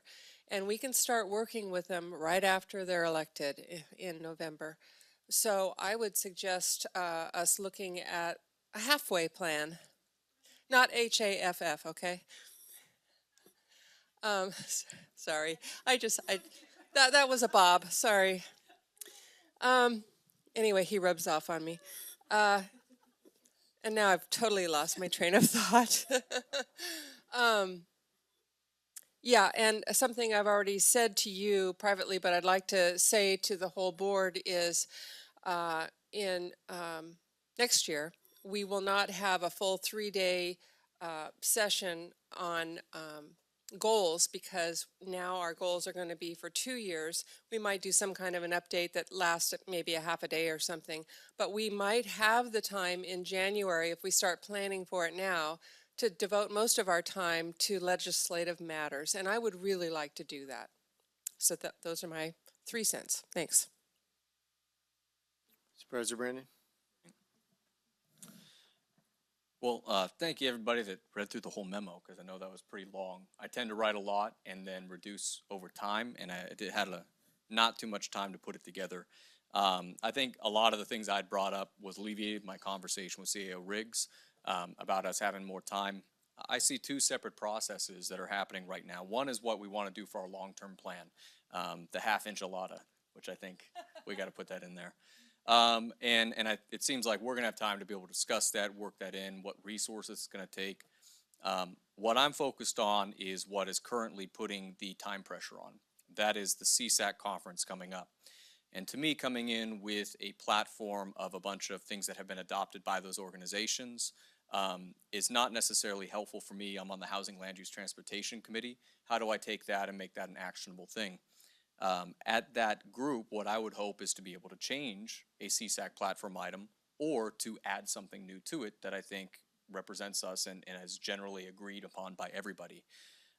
My recommendation is that we proceed, as CEO Riggs and Supervisor have said, we work on the larger legislative agenda and how we address that and the resources for it. But right now, the time limiting factor is that deadline. I would love to see us instead focus on what is specific, actionable, that we can actually get accomplished. You could even call it a win that if we get it on the CSAC platform, that's our goal. You know, they're an 800-pound gorilla with 20, 30 legislative staff on K Street. One item I wanted to bring up as an example, I've been talking a lot for the past year about Project Home Key and some of the challenges with that. If you look in both the RCRC and CSAC platforms, it mentions homelessness. It's generally we need more funds from the state. But it doesn't recognize that of the 26 million of the 770 million in that program that came to areas like us last year, we got $0 that any county was successfully able to acquire. That is, I think, an excellent item that we can bring up and introduce. And in order to do that, I think, competently and effectively, I would rather see, instead of putting together this larger legislative platform that I think should take more time, put those resources into helping do a specific proposal on one item that then I can take to that committee. Now, that is just my item on the committee that I am on. I know that we all are going to be serving on various ones.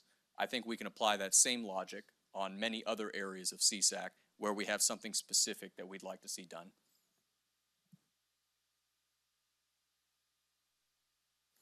I'm gonna look over to my right. Goldberg, would you like to start off? Supervisor? Okay, writing down your notes, okay. So Supervisor Ryan? Yeah, I read the proposal. I thought it was well thought out. I'm still not real clear on what's being asked here. you know, with respect, I understand the goal where you have specific policy goals that you would like to advocate for, and you'd like essentially the blessing of the whole board to do that, and you'd like some kind of apparatus. Is that kind of how I'm understanding it? Yeah, for me, but also for each of us in our different committees too. So I have my idea, but I would like the same for exactly. yours I'm too. only using you as an example. But yeah, I you're get correct. That. That to me is okay.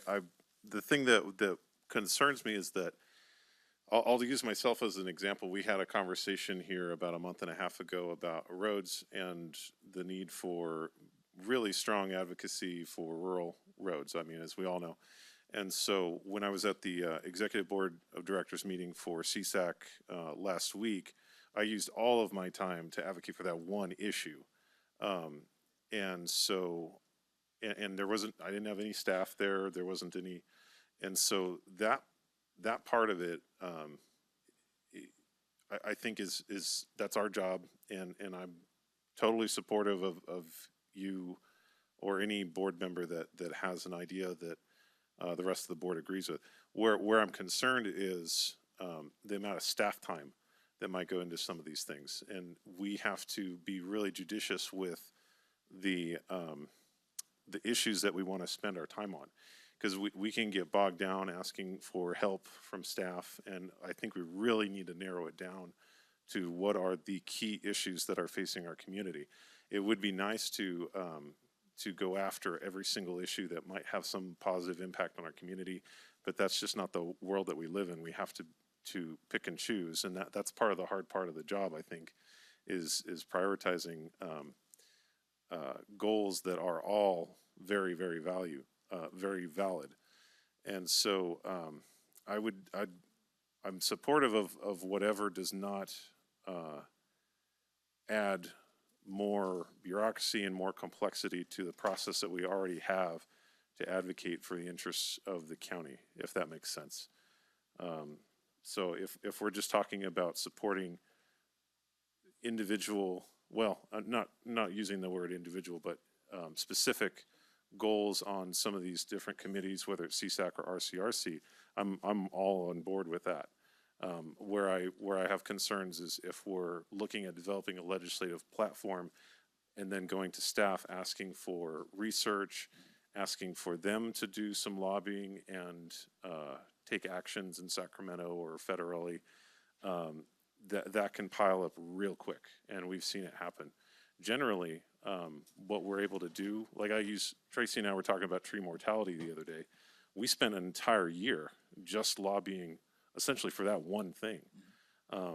And that's what it takes sometimes to get things done. So anyway, that's the only caution that I put out, is that we have to be careful that we're not spreading ourselves too thin and not accomplishing any of our legislative goals.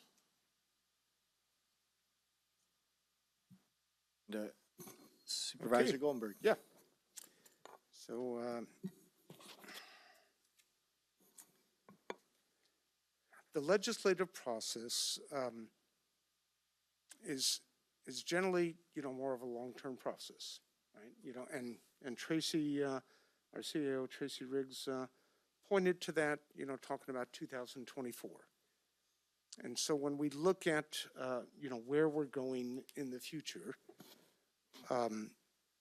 it's important to recognize that, because we're dealing with our board priorities, objectives. We're looking at coming back with our action items and trying to sort out what we're going to do in the near term, but not that many of them are going to be applicable.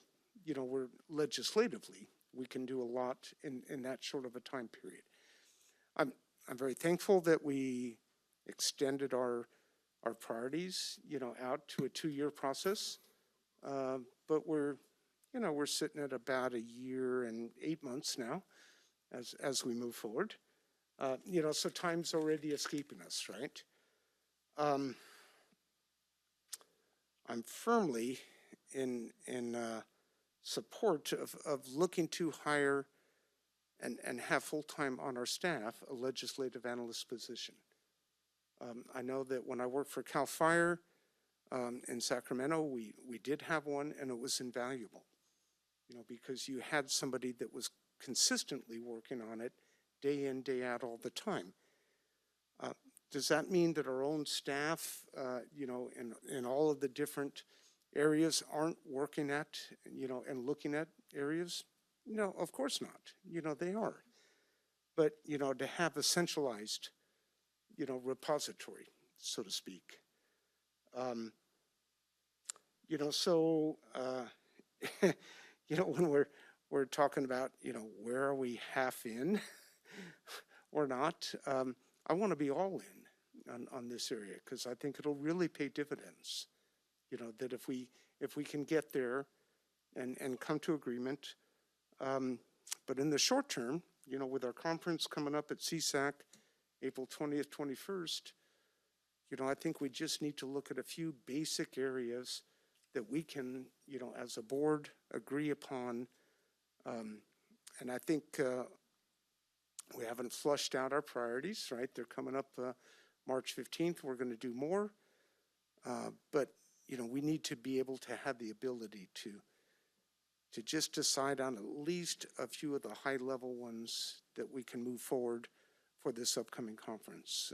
Because otherwise, we might, miss that opportunity. So anyways, that's my thoughts. All right, I'll give comment real quick, and then we'll open up to public comment. So from my understanding, and I'll just give the example of NACO, because I just participated in the NACO legislative platform.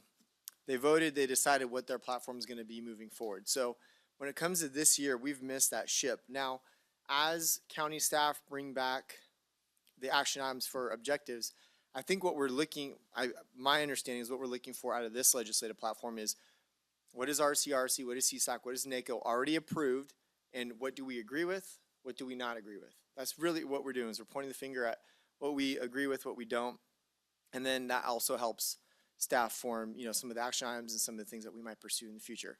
I do think that we would greatly benefit from a longer-term legislative platform with specific areas, but I think in order to get there, we actually have to look out into the future and then go backwards. What is required? I wrote down here, start at the back end, what resources are needed, and go backwards. So if it's staff resources that are needed, we know what that looks like and what's required. And I think that's going to be a budget conversation.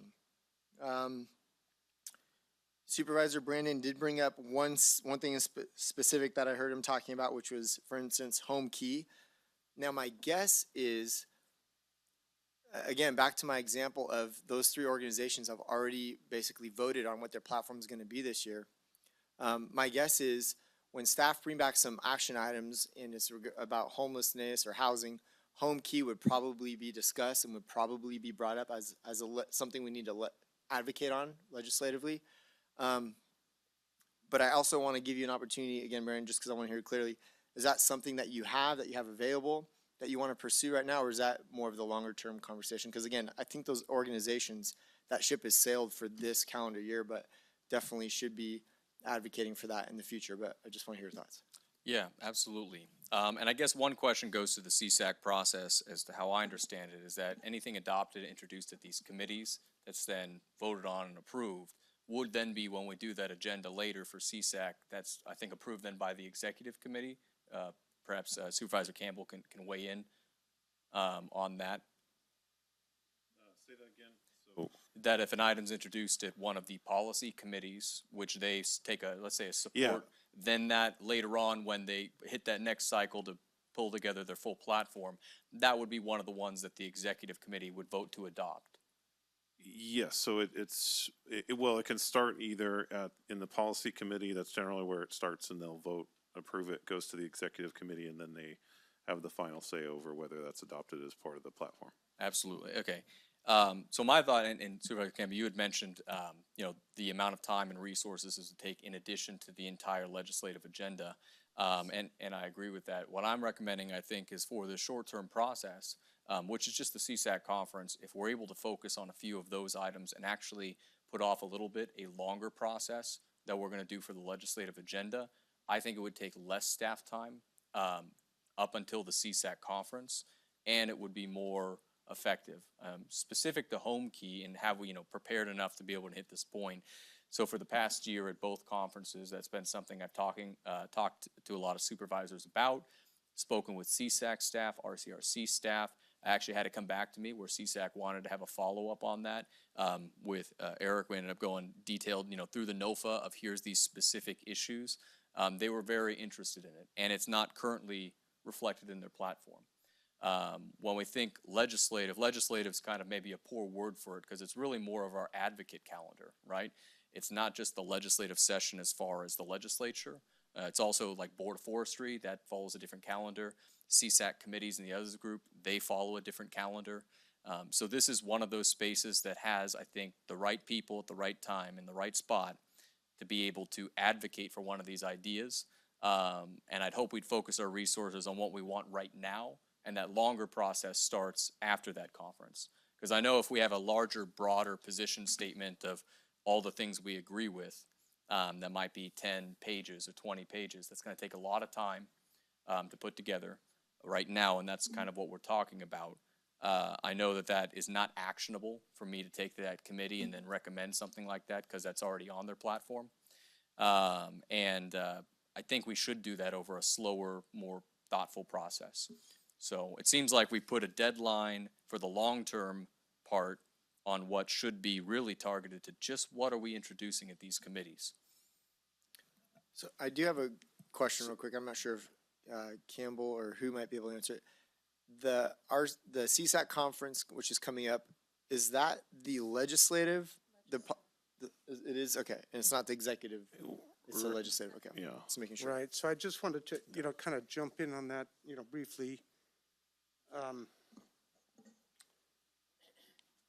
So Supervisor Kirk, you mentioned, moving, forward in supporting RCRC, CSAC, NACO, and that there's existing platforms already there that they're already working on.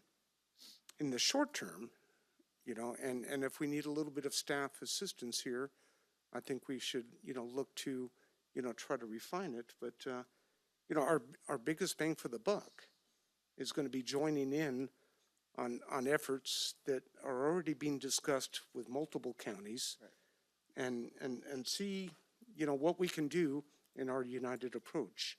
And when we look at our rural counties, obviously that has the most impact for us here. So I just kind of want to key in on that. Yeah. And I want to ask, when these action items come back, Tracy, with the objectives and whatnot, and we're talking about the legislative platform, is staff specifically looking at those organizations and where we can align or not, or are they going to be bringing up potential other places for legislation that we should be advocating for? Right, so the items that the staff will bring forward will be completely new and not based on what the legislative platforms already are. Those were just for everyone to take a look at and see what is being worked on currently, but also for them to provide an opportunity for you if your public works director says, look, there's two things on there, we should be opposing those. Those are going to be really harmful. You should know that. And so that's why we've asked the department heads to look at those. But what they should be and what we're asking them to bring forward are completely new and specific to their departments right now for you to consider. So then, Supervisor Brennan, would that not be the appropriate time to maybe start that process for the longer term? I mean, would that fulfill your, does that answer your question? Yeah, so we could have. Because I know there's two things. There's a CSAC thing immediately. Right. But I think the longer term thing is really what we're going for. I think it could go either way. I think how I would do it is to say that one of our action points on generally most of those sections is developing a legislative platform for that. And that's the action point. You could also have as action items under each, specific item for the next 2 years, advocate for, let's say under a housing or a homelessness one, advocate for Project Home Key. It could be done that way. So I think either option is, to me, I feel like when we're getting the priorities and objectives, that's where our legislative agenda comes from.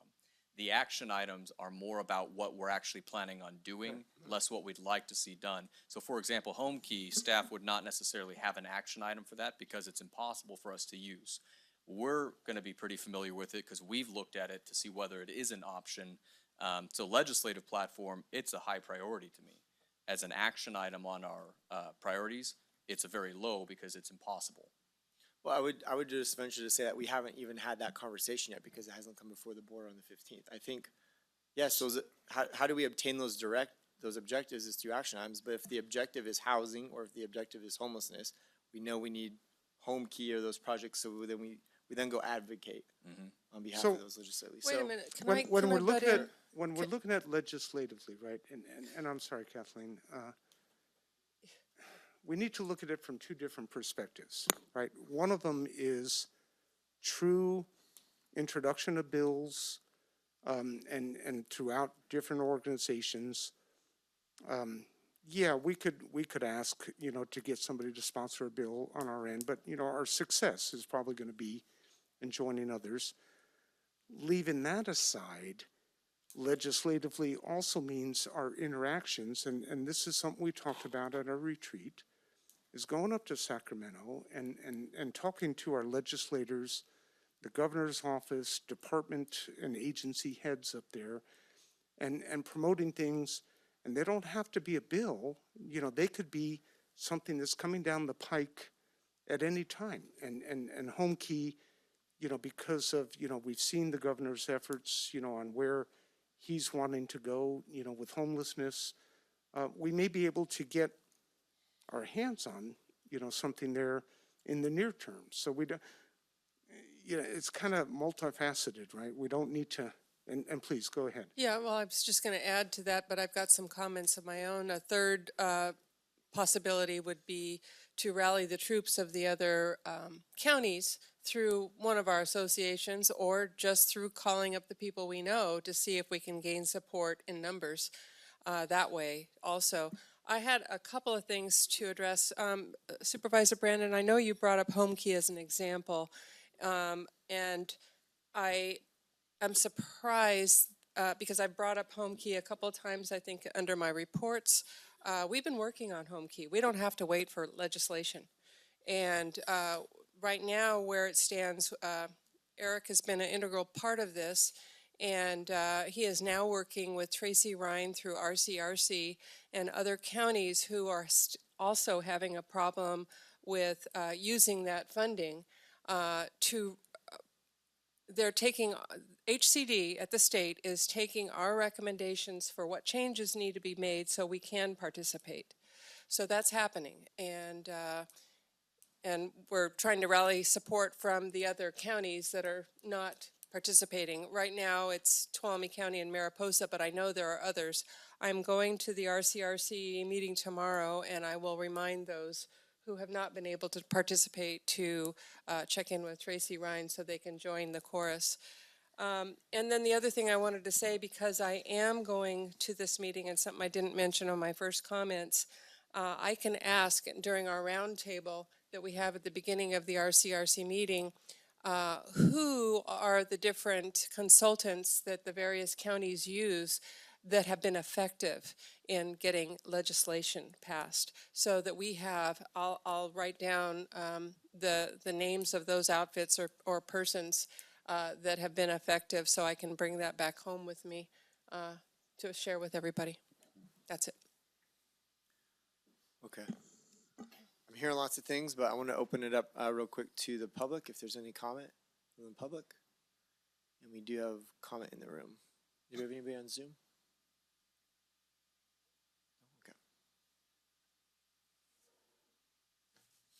Cleaned it off at the break. Thank you. I will not support hiring a staff person as a legislative analyst. Sorry. And I'm not sure how much money I want to invest as a community member or a taxpayer when you've got problems here you haven't solved yet. If you had done that and then you were looking for something else to do, then I would kind of go along with that. But you've got groups already in place, especially RCRC that I know more than anyone else, who's going to look out for our rural interests. And I think using them to further push something and influencing them, I think would be a better use of our time. Because we have people in this community that don't know there's behavioral health and don't know that there's mental health. And our suicide rate is high. So I'd rather see something done about that than hiring a legislative analyst. And we have an opioid problem we're not dealing with, and people are dying of that. And I don't see that we're doing much about that either. And then my whole traffic thing, we have too many people that are driving drunk and killing people. And I think we could do something more effectively about that. And there's a lot of people that don't know public transit exists here. And maybe with the gas price at over $5, people will discover that. But there's a lot of problems besides the roads and the fire and the trees and whatever that need to be dealt with here. And I'd rather see our time and attention going that way and using the services that are available to us elsewhere. You have a comment? Yeah, if there's No, there's no Zoom comment, no. Okay, I'm gonna take it back to the board. Campbell has something. Yeah, I guess, I think I'm kind of getting a clearer picture of what we're talking about. The way I view it is there are different levels of advocacy for legislative priorities. There's working through CSAC, RCRC, NACO, these organizations, essentially letting them take the lead and supporting them, but not being a leader in the advocacy ourselves as a county. That, I think, accomplishes the vast majority of the advocacy that we're looking for. There are other instances, tree mortality was an example. I think with the MSA and some of our forest health activities, our county really is truly viewed as a leader in the state on some of these things. And we're trying to be a leader on some of the roads and infrastructure issues like the Public Resource Code, those types of things. But the number of issues which our county and our staff as an organization are taking the lead on should be relatively small and very, very focused. And so if we're talking about participating in these larger groups in support of them and providing help, I'm all in favor of that. I'm just making sure that we those items that we choose to make Tuolumne County the leader are very narrowly focused in, and that we think very carefully about what those are. That's my chief concern in all of this. Okay. I would just like to give another plug for the legislative analyst position, because it's much more than I think we're looking at, at this high level. That individual can be looking at areas of subject matter interest, and they can certainly enter in searches. They can be tracking bills, at the state level, and particularly the state level, right? And I understand NACO, has effects, but we're really looking at the state level. By doing that, we don't always even know, and I have to say personally that I've, because I track some areas, or I've gotten emails because I'm on lists, where I get notifications, and I've pointed them out to staff, and quite honestly, the staff had no idea, that those things were even there, that certain bills were introduced. And then we're dealing with issues like the Board of Forestry and what's come out of there, and the impacts are severe, to the counties. So, I would just like to not discount, going down the road of legislative analysts, and I know it comes at a price, as we, just heard from a public member, but, sometimes that price is really worthwhile, and so I just don't want to discount it. I'd like to agree with that. As I wrote in there, I think it's a full-time thing. I know we have, for example, with our Public Works Director, so busy with all of the projects and managing staff and managing an office. I know that they keep track of legislation that's passed and how that has to be implemented, but it really is an entirely different beast to follow every board, every department, agency, every committee space that's discussing this, and CSAC, RCRC, and NACO. To have a LegInfo thing with all the bills that we're tracking, to know lobbying trips that are being organized with us and with staff. I think to really have that effective voice, it is going to take a full-time person here. I'm open to the idea of even going further and having additional resources added to that. But I think at a minimum, right now, it's done very well for the fraction of time it is for some of our staff. But I think they can still support that from their knowledge, but having one centralized hub to coordinate that, we would find a lot more success. And this could potentially be millions of dollars or a special, bill or something that is really holding us back. HomeKey is a great example that if that is changed, that's something that could bring a lot of money into the county. I think it would really pay off, especially with what I've heard from the board. We want to get stuff done in Sacramento, and that's going to take somebody that's really helping out with that. It can't just be a bunch of individuals working at it from our own, we're really going to have to coordinate that and be very smart about it. And, Okay. and, and Well, quite I'm gonna- honestly, we're not here today to Guys, consider I hiring that need to make it, position. hold on, I'm gonna interject real quick, because we need to be really clear as far as why we're here. If we're gonna talk about a legislative potential position, that needs to be at a budget meeting. We spent about 20 minutes just talking about the position. I appreciate it, but I think that needs to be held at a budget discussion. What I am hearing, what I feel like I'm hearing, actually, CAO Riggs, I don't want to assume. What are you getting from this conversation as far as moving forward, so that you're clear, that we're clear? Because I don't think we're being. Let's but see I if have I some get this ideas. right. Okay. So what I hear is that, what I'm hearing from majority is you would still like something from your department heads for when you go to Sacramento next month. So what I'm hearing is we will continue working on that. I can also ask them to put together some specific things, like Supervisor Brandon spoke to, like if we're talking about like a one page. So if we have several things for roads, for example, is it 1 or 2 pages that talks about increasing funding to rural counties for public roads? And that could be we need to change the allocation method for rural counties for SB1 and for the highway user tax, right? So there's very specific things that it would not take long for Kim, Janelle, Blossom to kind of put some stuff on paper that we could then put into a document that you would have very specific talking points, not just we need better road funding, right? So have more detail. Then what I'm hearing is that you would like, whether it's a halfway plan or a different type of plan, but some way that we could get to going through a full process for legislative platform. And some of the things that Supervisor Brandon's outline has, we already do. And as he and I discussed yesterday evening, is that I need to remember this board has not, 2 of you have, but the other 3 have not, other than being a staff member, have not been through the legislative platform process that we go through. And that's never a one day, we're done, like here's a draft, it's done. It usually is over a period of months, honestly, where there's a lot of back and forth and you're asking us to find information and you're talking to your counterparts and the CSAC and that process needs to take place. You're talking to your constituents. Sometimes you're doing your own community events and you're listening and hearing what people have to say. So we can do that. I will tell you, that as long, and I hate to be sounding this way, but resources are an issue. We have, 1 out of every 5 positions are vacant. And even that affects our office as well, but it's throughout the entire county.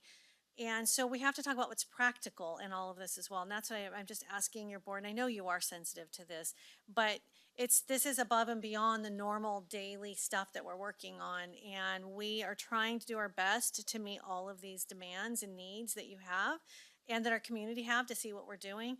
But then we have to be practical about what we can get done in the middle of everything else. And I'm trying to balance that, help you and help our department heads so that we can balance all of this.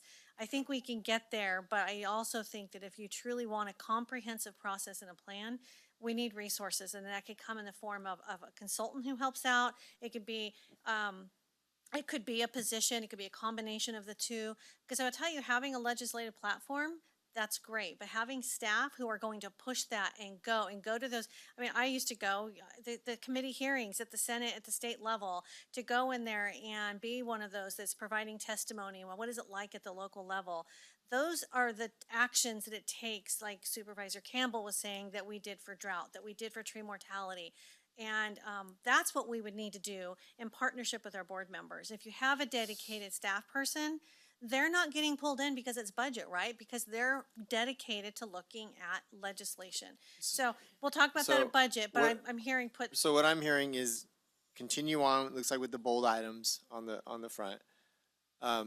Do you, because it's not on the agenda, do you need direction as far as if we want to talk about that at budget for a staff, for a legislative No, you analyst don't have type to, I person? mean, I'm hearing it. We'll come up with something that'll be part of the process as we're talking. No, about I'm it. fine with seeing it and having a discussion about it, but I just don't want you to think that after today, like that's what we're doing. 'Cause No, I think we it'll just be need to have- part of what we keep in our mind as we're putting budget together, looking at where we're at, what can we possibly do, and knowing that this legislative process is something you would like to engage in.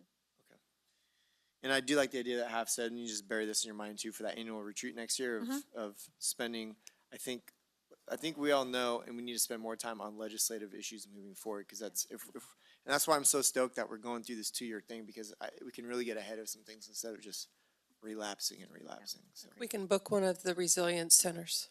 That's true. In my district Be first. great, yeah. Actually, you'll be the chair, Mark maybe. your calendar now. Okay. If you behave I well, like you'll be it. the chair, and we'll do it in your district. Not Taco Bell in Jamestown? Okay, so, They could cater. If I could, because hearing these conversations, right, and I'm looking at Supervisor Brandon's document. Format for compiling legislative agenda. And, so he has a little high-level, discussion. First compile, item 1, first compile CSAC, RCRC, NACO. Number 2, solicit state, local, state, and political representatives, on certain items. Submit, solicit submissions from department heads, for areas that they're concerned about. And this was in line with what we did during our recent retreat, right? We had the department heads actively involved. Solicit submissions from supervisors. And so Supervisor Half had a list today. I didn't come, prepared with a list today, but I certainly would have issues. And then partnering, right? Number 5. So I think this is quite honestly, I think this is a well laid out approach that we should consider. And we've got different facets on, how we're going to get there, internally, do we, down the line with budget, hire an analyst or not. But I think we need a structured approach like this. I think it's a good idea, and it's very good for the long-term, planning. So I just want to. that's fine. Just want to And put I that would out. say Thank a you. lot of that we did do, through the retreat with staff and with whatnot. But yeah, we all agree where we may be headed. We want to put more attention towards legislative priorities moving forward, and so we have a plan to get there. So unless there's any other comment, I just want to say for the record, and Supervisor Goldenberg already mentioned it, I put down on paper what my thoughts were about what I'd like to see, so hopefully that can be incorporated for us to discuss at some time. well, and I think on the 15th, once we see Right, those action whenever it items and comes that back. legend. And I think And initially. that's kind of been the frustration of this, is we kind of gave direction for this process, and now we're kind of like piecemealing our thoughts and ideas, and I think we just need to be clear that on the 15th, that's where we'll engage more as far as what this is gonna look like, and then next year we'll get ahead of it Right. for the following years, and we'll hold the feet to the fire of the board and the future boards, do this 2-year process, because this is why it matters. And in that, what Supervisor Half put together, I think, is very similar to what I was hoping we each would have an opportunity to present, so that when this is all drafted and put together, we can see some of these ideas, especially ones that may not be controversial, we know we probably agree on.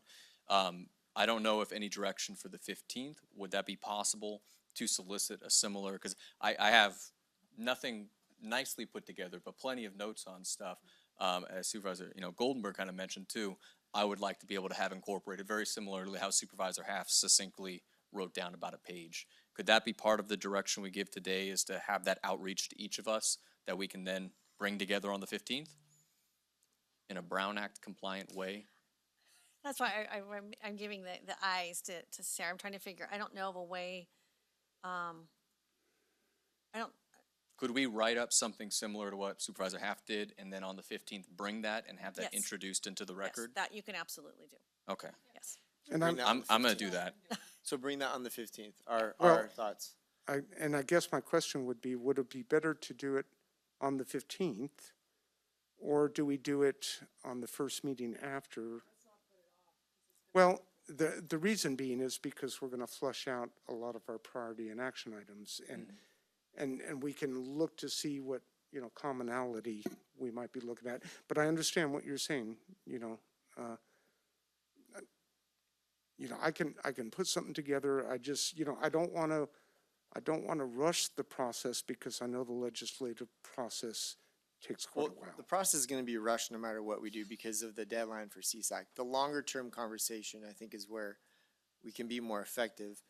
If the reason why I'm scratching my head a little bit is because if we give staff direction to do the objectives and action items and bring it back on the 15th, we might spend a bunch of time on what we think our priorities or what we think our legislative platform should be. But once we see the stuff that is presented by staff, that might really hone it in for us. Like, okay, you know what? I didn't think of that. I want my list of 20. I really want it to be 2 in that item, that item. And so that's why I think it's so important that, we gave staff that opportunity to really take the ball and bring it back that way. And that was my exact concern because there's only so much time in a day, right? Well- So on the 15th, if we're dealing with, trying to sort out and agree upon action items, which is going to take some work, right? That there may not be enough time to, morph that into looking at legislative issues at the same time. Well, I have a suggestion, just that it gets done by each of you and submitted so we can each review what the other thinks is important. Not that we're going to discuss it on next week. But I think it's good. It's a good exercise to practice just thinking about fresh without any other influence what you would put. And there's merit in that as an exercise. So Tracy, if we do that, if we put down our items and we give it to you, is the direction now that staff's going to take that and incorporate to the legislative platform, or it's just going to be included on the 15th?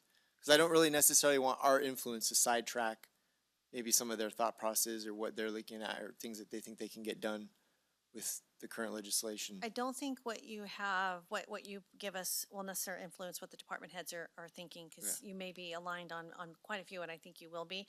I already have I was just showing Eric, I have a list. I've shown a few of you when I meet with you a list of what I've heard. Having that does help, and if we have it on the 15th, I plan on that being a mini workshop, several hours of just spending time to go through it. If you have your items, you're going to quickly know when you get that, it'll be posted by Thursday when we have to post the agenda, you're going to have it. So if you have your items already that you want, you're going to know if you had 5, Kathleen, our supervisor, half now, she had 5 now, she knows, oh, they already hit 4 of them. I really only have 1 I need All to right, bring so up. here, I'm going to make this simple. I don't necessarily agree. I think we should wait for staff for the 15th, but I'm hearing a majority of the board who wants to do that. So we can send you our thoughts, ideas on legislative platform. It'll be on the 15th, and then when we do that session, we can try and flesh some of that out as well. Great. That's the majority I'm hearing. Okay? Cool. So we're good to move forward? One clarifying thing, just You on only the, get 4.5 seconds. great. CSAC committees, are we gonna work on proposals? I did it. CSAC committees, Are because we gonna work specifically on the proposals for it? So we have some of these For the ideas, we're 15th? talking about the ledge platform, but specific to the committees that we're on and what we're bringing up. What I was hoping is the staff time to be able to develop a proposal ahead of time, that then I can take to maybe some of the members of that group, see if we can get it adopted into the recommendations. So say home key, as an example, or we could take a different topic, but I'm not gonna say we can't do that. Yeah. But I think first what we need is a direction for the majority of the board, which items you want us to work on, because I would hate for us to spend, in addition to this other work we're all doing, right, a whole list of things or proposals and them not be what the majority wants. So So- we probably could work on that after the What- April what- 5th, what- because it shouldn't take long. Here's to my draft that. recommendation, because I truly feel like the ship has kind of sailed for, and people may disagree with me. But these things take time, you gotta connect with other supervisors, other regions, you gotta build consensus, and, because when you show up to CSAC, a lot of their minds are already made up. I've been So doing it what on this for a year. So what I would suggest is like for home key, right? If that's something that you specifically want to work on, that's got to be something specifically for this year that maybe you pursue. Maybe get a co-sponsor, one of us or something. But I think where we're headed for the short season, we need to stick with the recommendation. And then that way we can get much more in depth for the future legislation, so we can specifically address CSAC, RC, NACO, and then local, Sure. And I think when we bring back those sheets on the 15th, that could be the opportunity too, to see, oh, we have a few items that align. I'd like to go take that to the HHSA committee and have that discussion later. So I guess we don't need to have it there. I just want to make sure the direction was clear on that. I would just be I think as a board, we need to be clear that after today, there's clear direction, what you're gonna bring back, how much we're gonna be involved, and that from here on out, we're not gonna be directing after this meeting, you know, I wanna do X, Y, Z, or I wanna see this included. It's, you guys are gonna move forward. Us as a board are gonna give you what we think we'd like to see on there, and that's the end of our involvement. We don't get to contact Yeah. department heads and say, No, I mean, Is that there will need to be follow-up conversations on that stuff. I do agree that we should organize our initial set of thoughts. I think it'll be more efficient, but we can't say we're not gonna talk to people about I it. think we're getting pretty far off Yeah. topic, but if you're on the subcommittee in CSAC that deals with this and you want to promote it, do that. No, it's needing the resources and assistance from staff to help make sure that it's as successful and competent as possible. And see, that's that's the the issue, and Right. that's going to take much more work than I think we're able And to. to my I think we point- can to do. decide on the 15th and when to we my bring point, this back. I don't So- think there's enough time and resources to shotgun that. Well, most of those memos are only about 1 or 2 pages. Like, as we talk, your NACO resolution as an example, it's only about a 1-page document. Right. Normally, they're not very large. Right, but I didn't run that through staff because I didn't have the majority of the board supporting the, you know what I mean? We have to move as a majority moving forward. If we had this conversation 6 months ago, then we could have had the time and built in the capacity and resources. I don't think we have enough time or capacity between So, now and so. I have to say that I'm not confident in a week that I'm gonna come up with a list on where I wanna move forward until after we have discussions on the 15th. I think it's too soon to do it on the 15th, quite honestly. Okay. You know, certainly we can have some information, but it won't be as realistic until we discuss as a board a lot of the things that are shaking out from our priorities and where we're wanting to go. And I don't think we should be rushing this process by saying we have to deliver a list next week. You don't have to, it's optional for the 15th. Well, I understand that it's optional, absolutely. I'm trying to impress upon the idea that it may be premature. I agree. That we not just go there that quickly. If we had the additional week to be able to write that out, would that change the process of incorporating that, whether it was the 15th or the next following meeting after that? Because I agree, it could be a lot of research and meetings to have to pull together in a week. I know I have a lot of notes too, but mine's going to be cutting stuff. That's going to take all my time. Yeah, so if the board wanted to wait and have time to review, listen to what your department heads have to say, honestly, it doesn't matter with me. If you have items that you would like us to consider on the 15th, bring them. If you would rather, you want to listen and hear what your department heads have to say before you feel like you might be influencing that, then we could also do it on the 5th. This is a fluid process, so we're going to be, and you could also wait, I mean, honestly, if you wanted to, also on the 15th, we have hours where I'm planning that this will take us.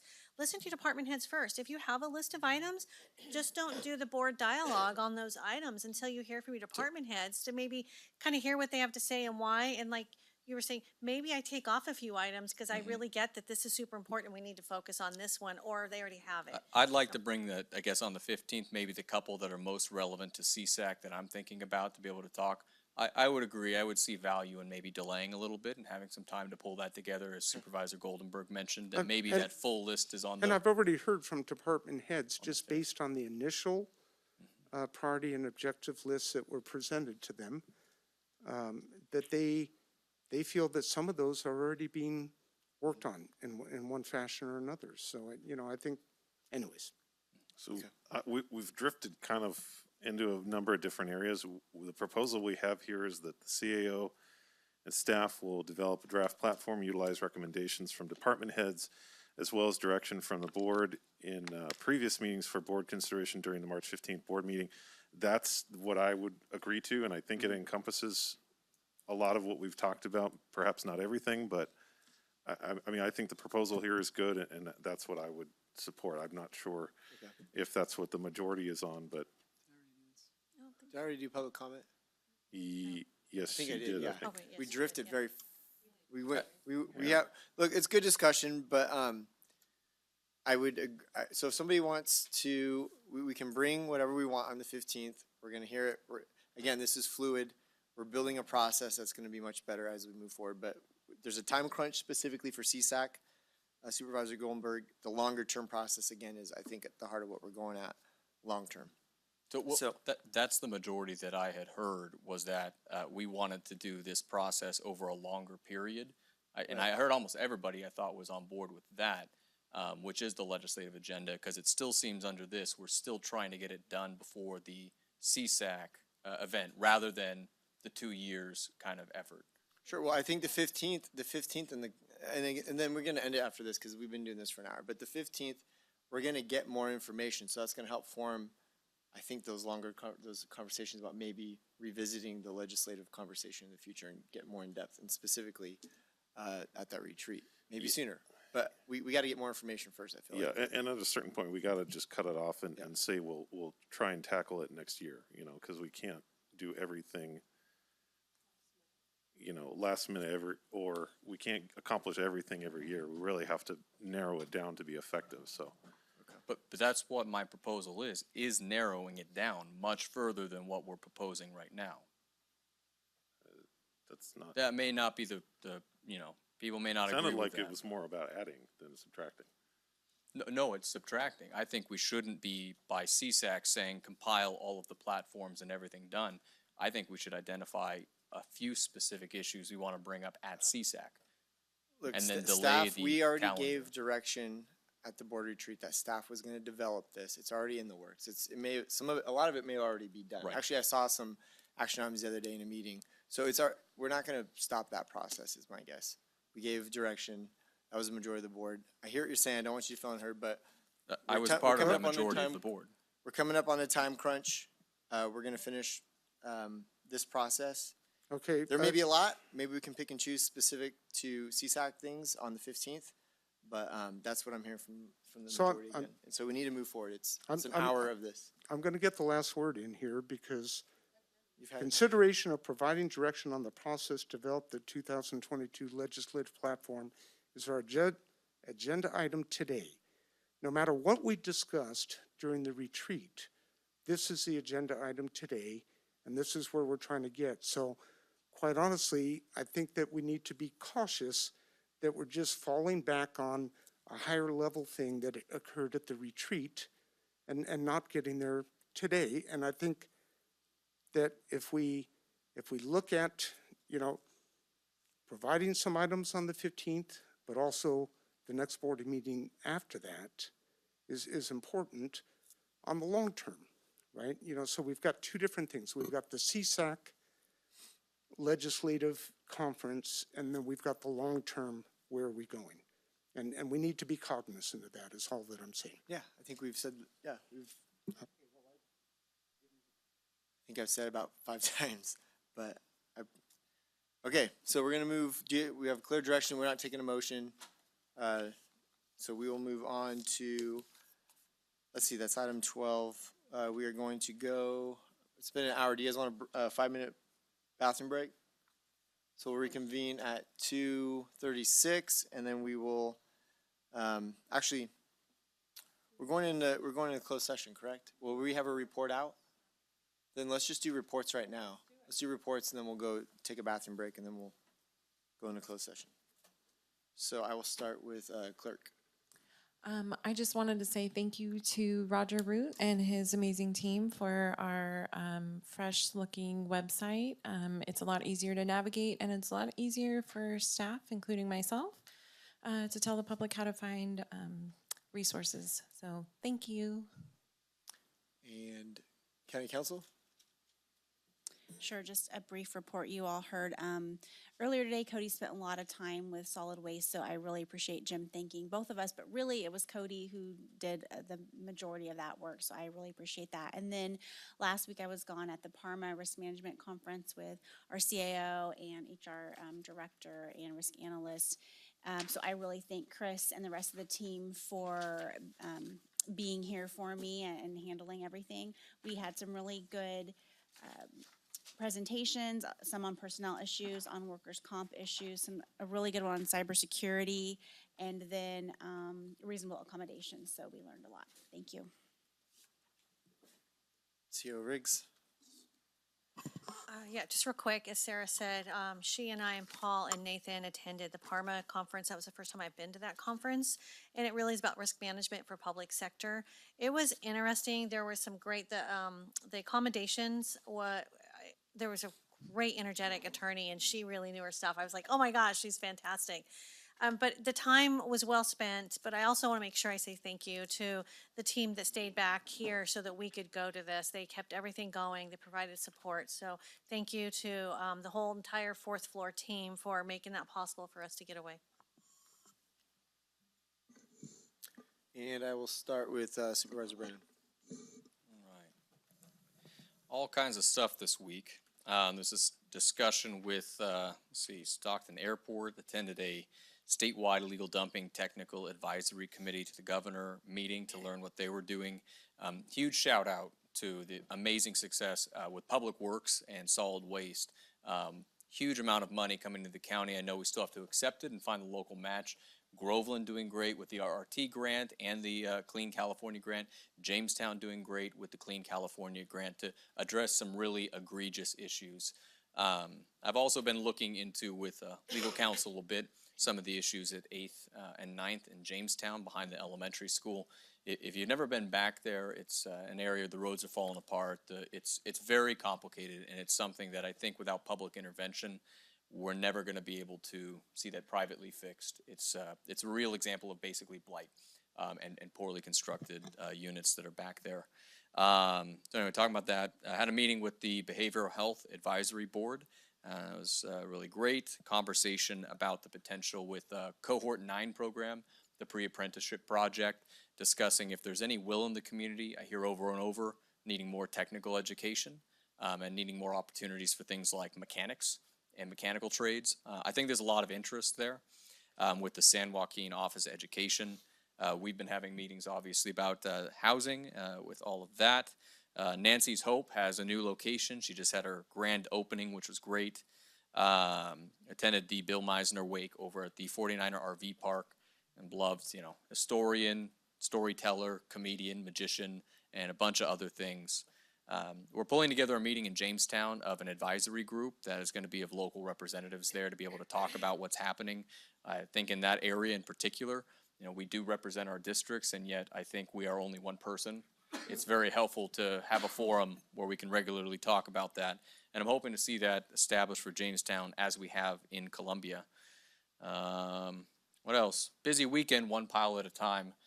Really appreciate going out there, picking up some garbage in a few bags with River and Supervisor Campbell. And I had a really great time. We had heavy equipment out there. We cleaned up, I think, over 100 yards, 2 40-yard dumpsters, a bunch of metal. You wouldn't believe how much was scraped up out of that site.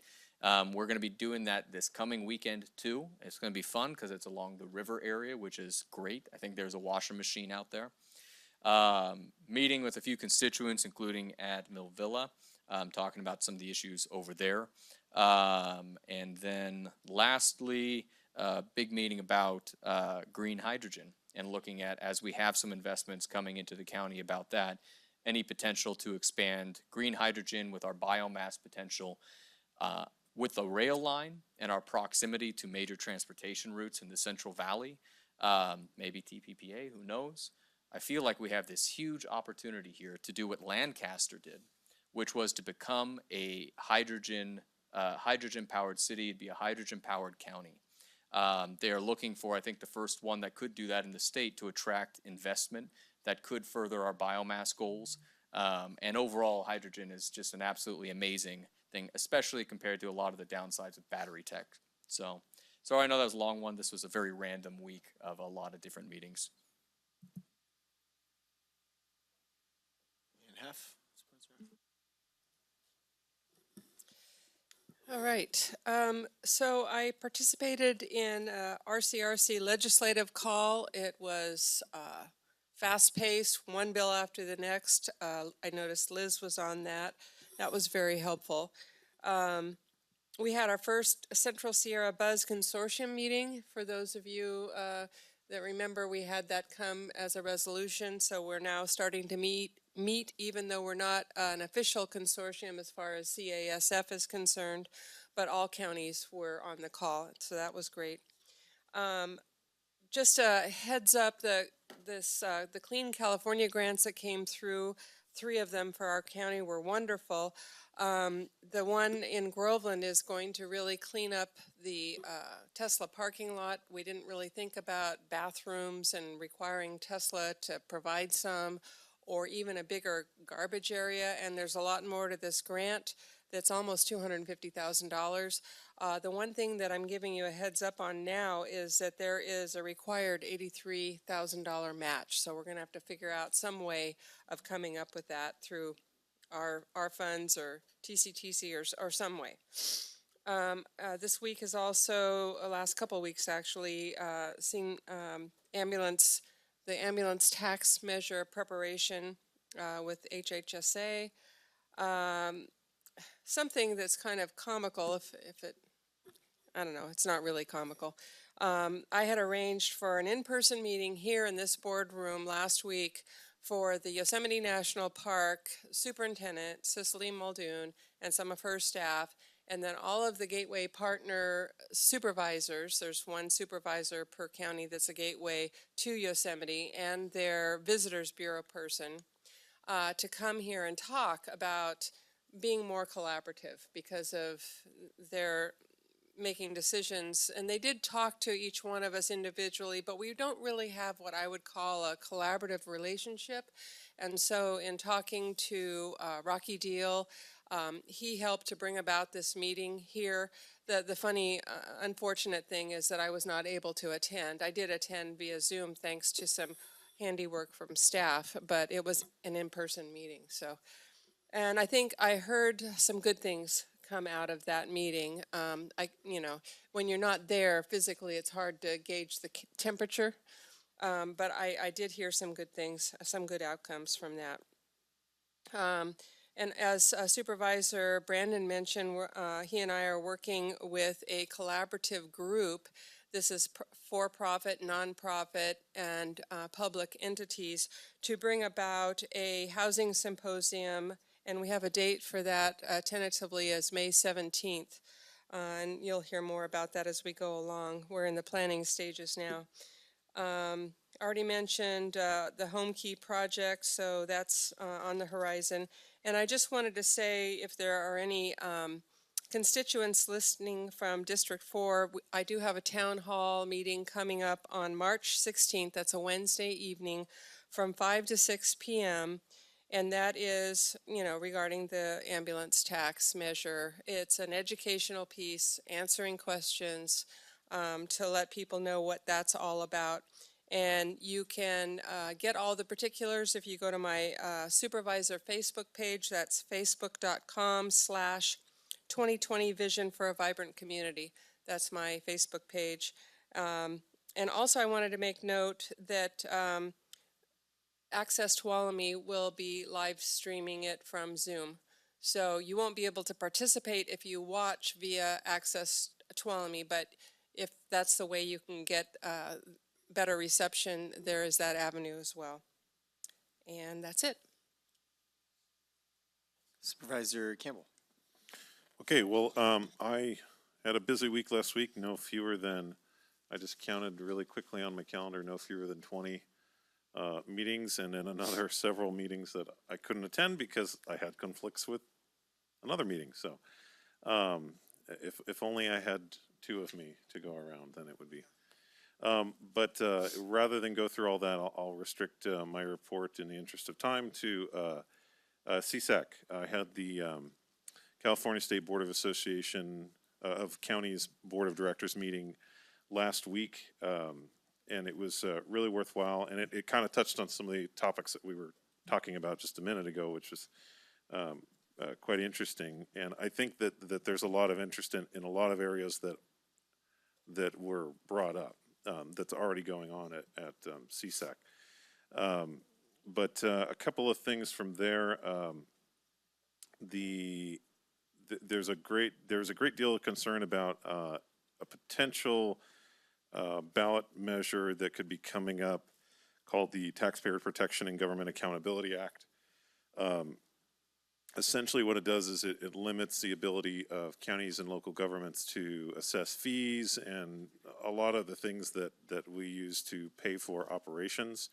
One of the elements that was pointed out really specifically and why there was almost, I think only 2 ayes and everyone else opposed it.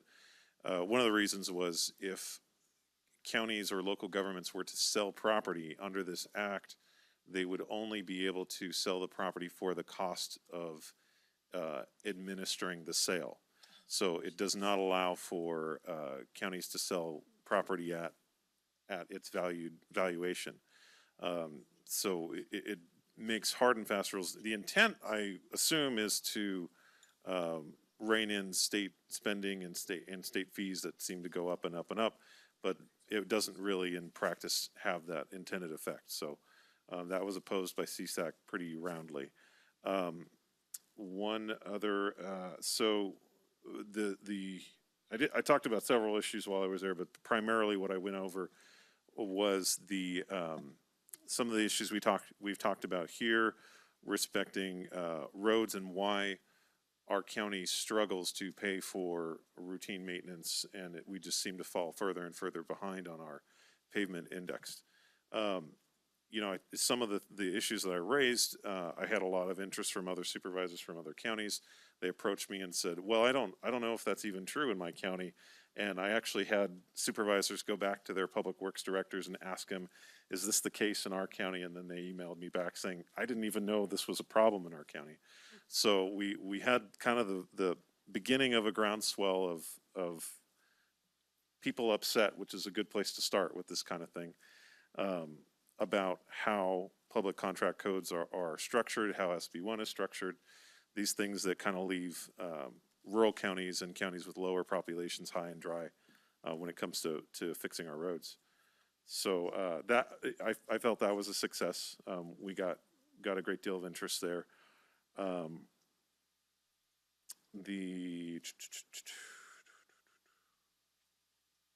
Yeah, I guess I'll end it there. It was really good to see Supervisor Brandon out. We were out there picking up trash and, you know, just making a tiny sliver of our community a little bit nicer, which is, you know, should be all of our goals. And that'll be my report. And Supervisor Goldberg. So fairly light week. You know, had a good conversation with the first 5 folks regarding Unite Tuolumne. They were trying to, you know, move forward on that. I was unable to make the meeting, but, you know, did provide some input. Solid Waste Committee, as we discussed earlier today, ended up being pretty much a non-event because we didn't have a quorum. Did have a meeting with our with Dory Beats, Chief Amy New from Sonora City. Nick Cashy was on there, you know, with regarding the vegetation ordinance, and so we talked about. We met with the Farm Bureau again. We're making some progress, but we're still not quite there.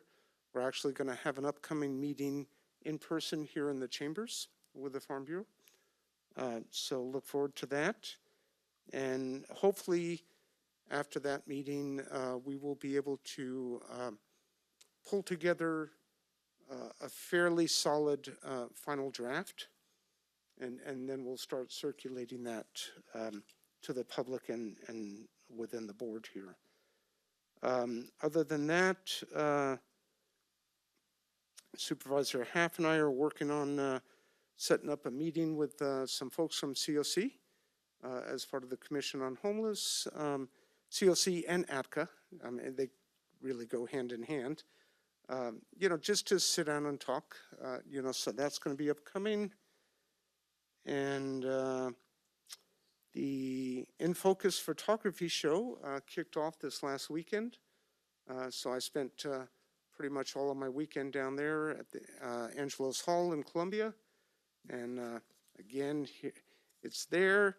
All the photos are hung, and for the next 2 weeks, Thursday through Sunday, they will, from noon until 5 p.m. People can come down, and there's just some fantastic photos down there. And encourage people to get out and take a look. And as usual, we get a fair amount of people that come from outside of the county. We had some entrants that came from out of state where they shipped them in, which was a little unusual. But anyways, good show. And if you get the opportunity, I'll be down there the next 2 Saturdays doing what's called gallery sitting, and quite welcome to show you around. Thanks. Okay, participated with Supervisor Brandon in a childcare committee at JPA last week. Regarding the Clean California grant, if anybody is listening, yeah, it was awesome for those 2 communities, Groveland and Jamestown. I got a lot of questions about, hey, what about this area? What about that area? And I had to remind people. I just read off here that it's the majority of these grants were for undeserved communities. Some of the communities that people would have seen that money go towards, they weren't undeserved. So we need to be excited for the other communities that got it. But one community in particular, Tweenheart, I do want to remind Tweenheart that there is that underground piping project that's going underway with Tweenheart CSD in the county. And because of that, there will be some road repairs and some sidewalk repairs specifically to San Joaquin Gully. So there is some work in that area that will be basically beautifying an area in my district. We also had a natural resources committee. We changed some of the, as far as committee members, we opened it up to some more folks. And so we just did some restructuring as far as who's going to be on the committee. But then when it comes to action items, our board's really waiting until the 15th and some of those conversations take place to see where we can align with staff and also with the full board. So more to come on that. And also met with and talking with several owners, business owners in Tweenheart. I'll probably be doing something with them in the near future. But a lot of questions, a lot of concerns, of course, dealing with the shopping center. But then I think the shopping center just kind of highlighted some other issues that some of the Tweenheart businesses are dealing with. So staying engaged there. I'll keep it short. And to that, I think we've done every other person. So with that being said, it is 2:50. We do have actually we do need to read it. We do have a closed session item. So clerk of the board, please, look at that, caught myself. Please read the closed session item. Item number 13, closed session, conference with labor negotiators, Tracy Riggs, County Administrator, Eric Earhart, Assistant County Administrator, and Paul Lohr, Human Resources Director / Risk Manager, Authority Government Code Section 54957.6, all bargaining units. All right, and we do not expect to report out. I think I already asked. Okay, all right. So with that being said, we will close this portion of the meeting. Thank you, public, for being engaged today, and we will see you on the 15th.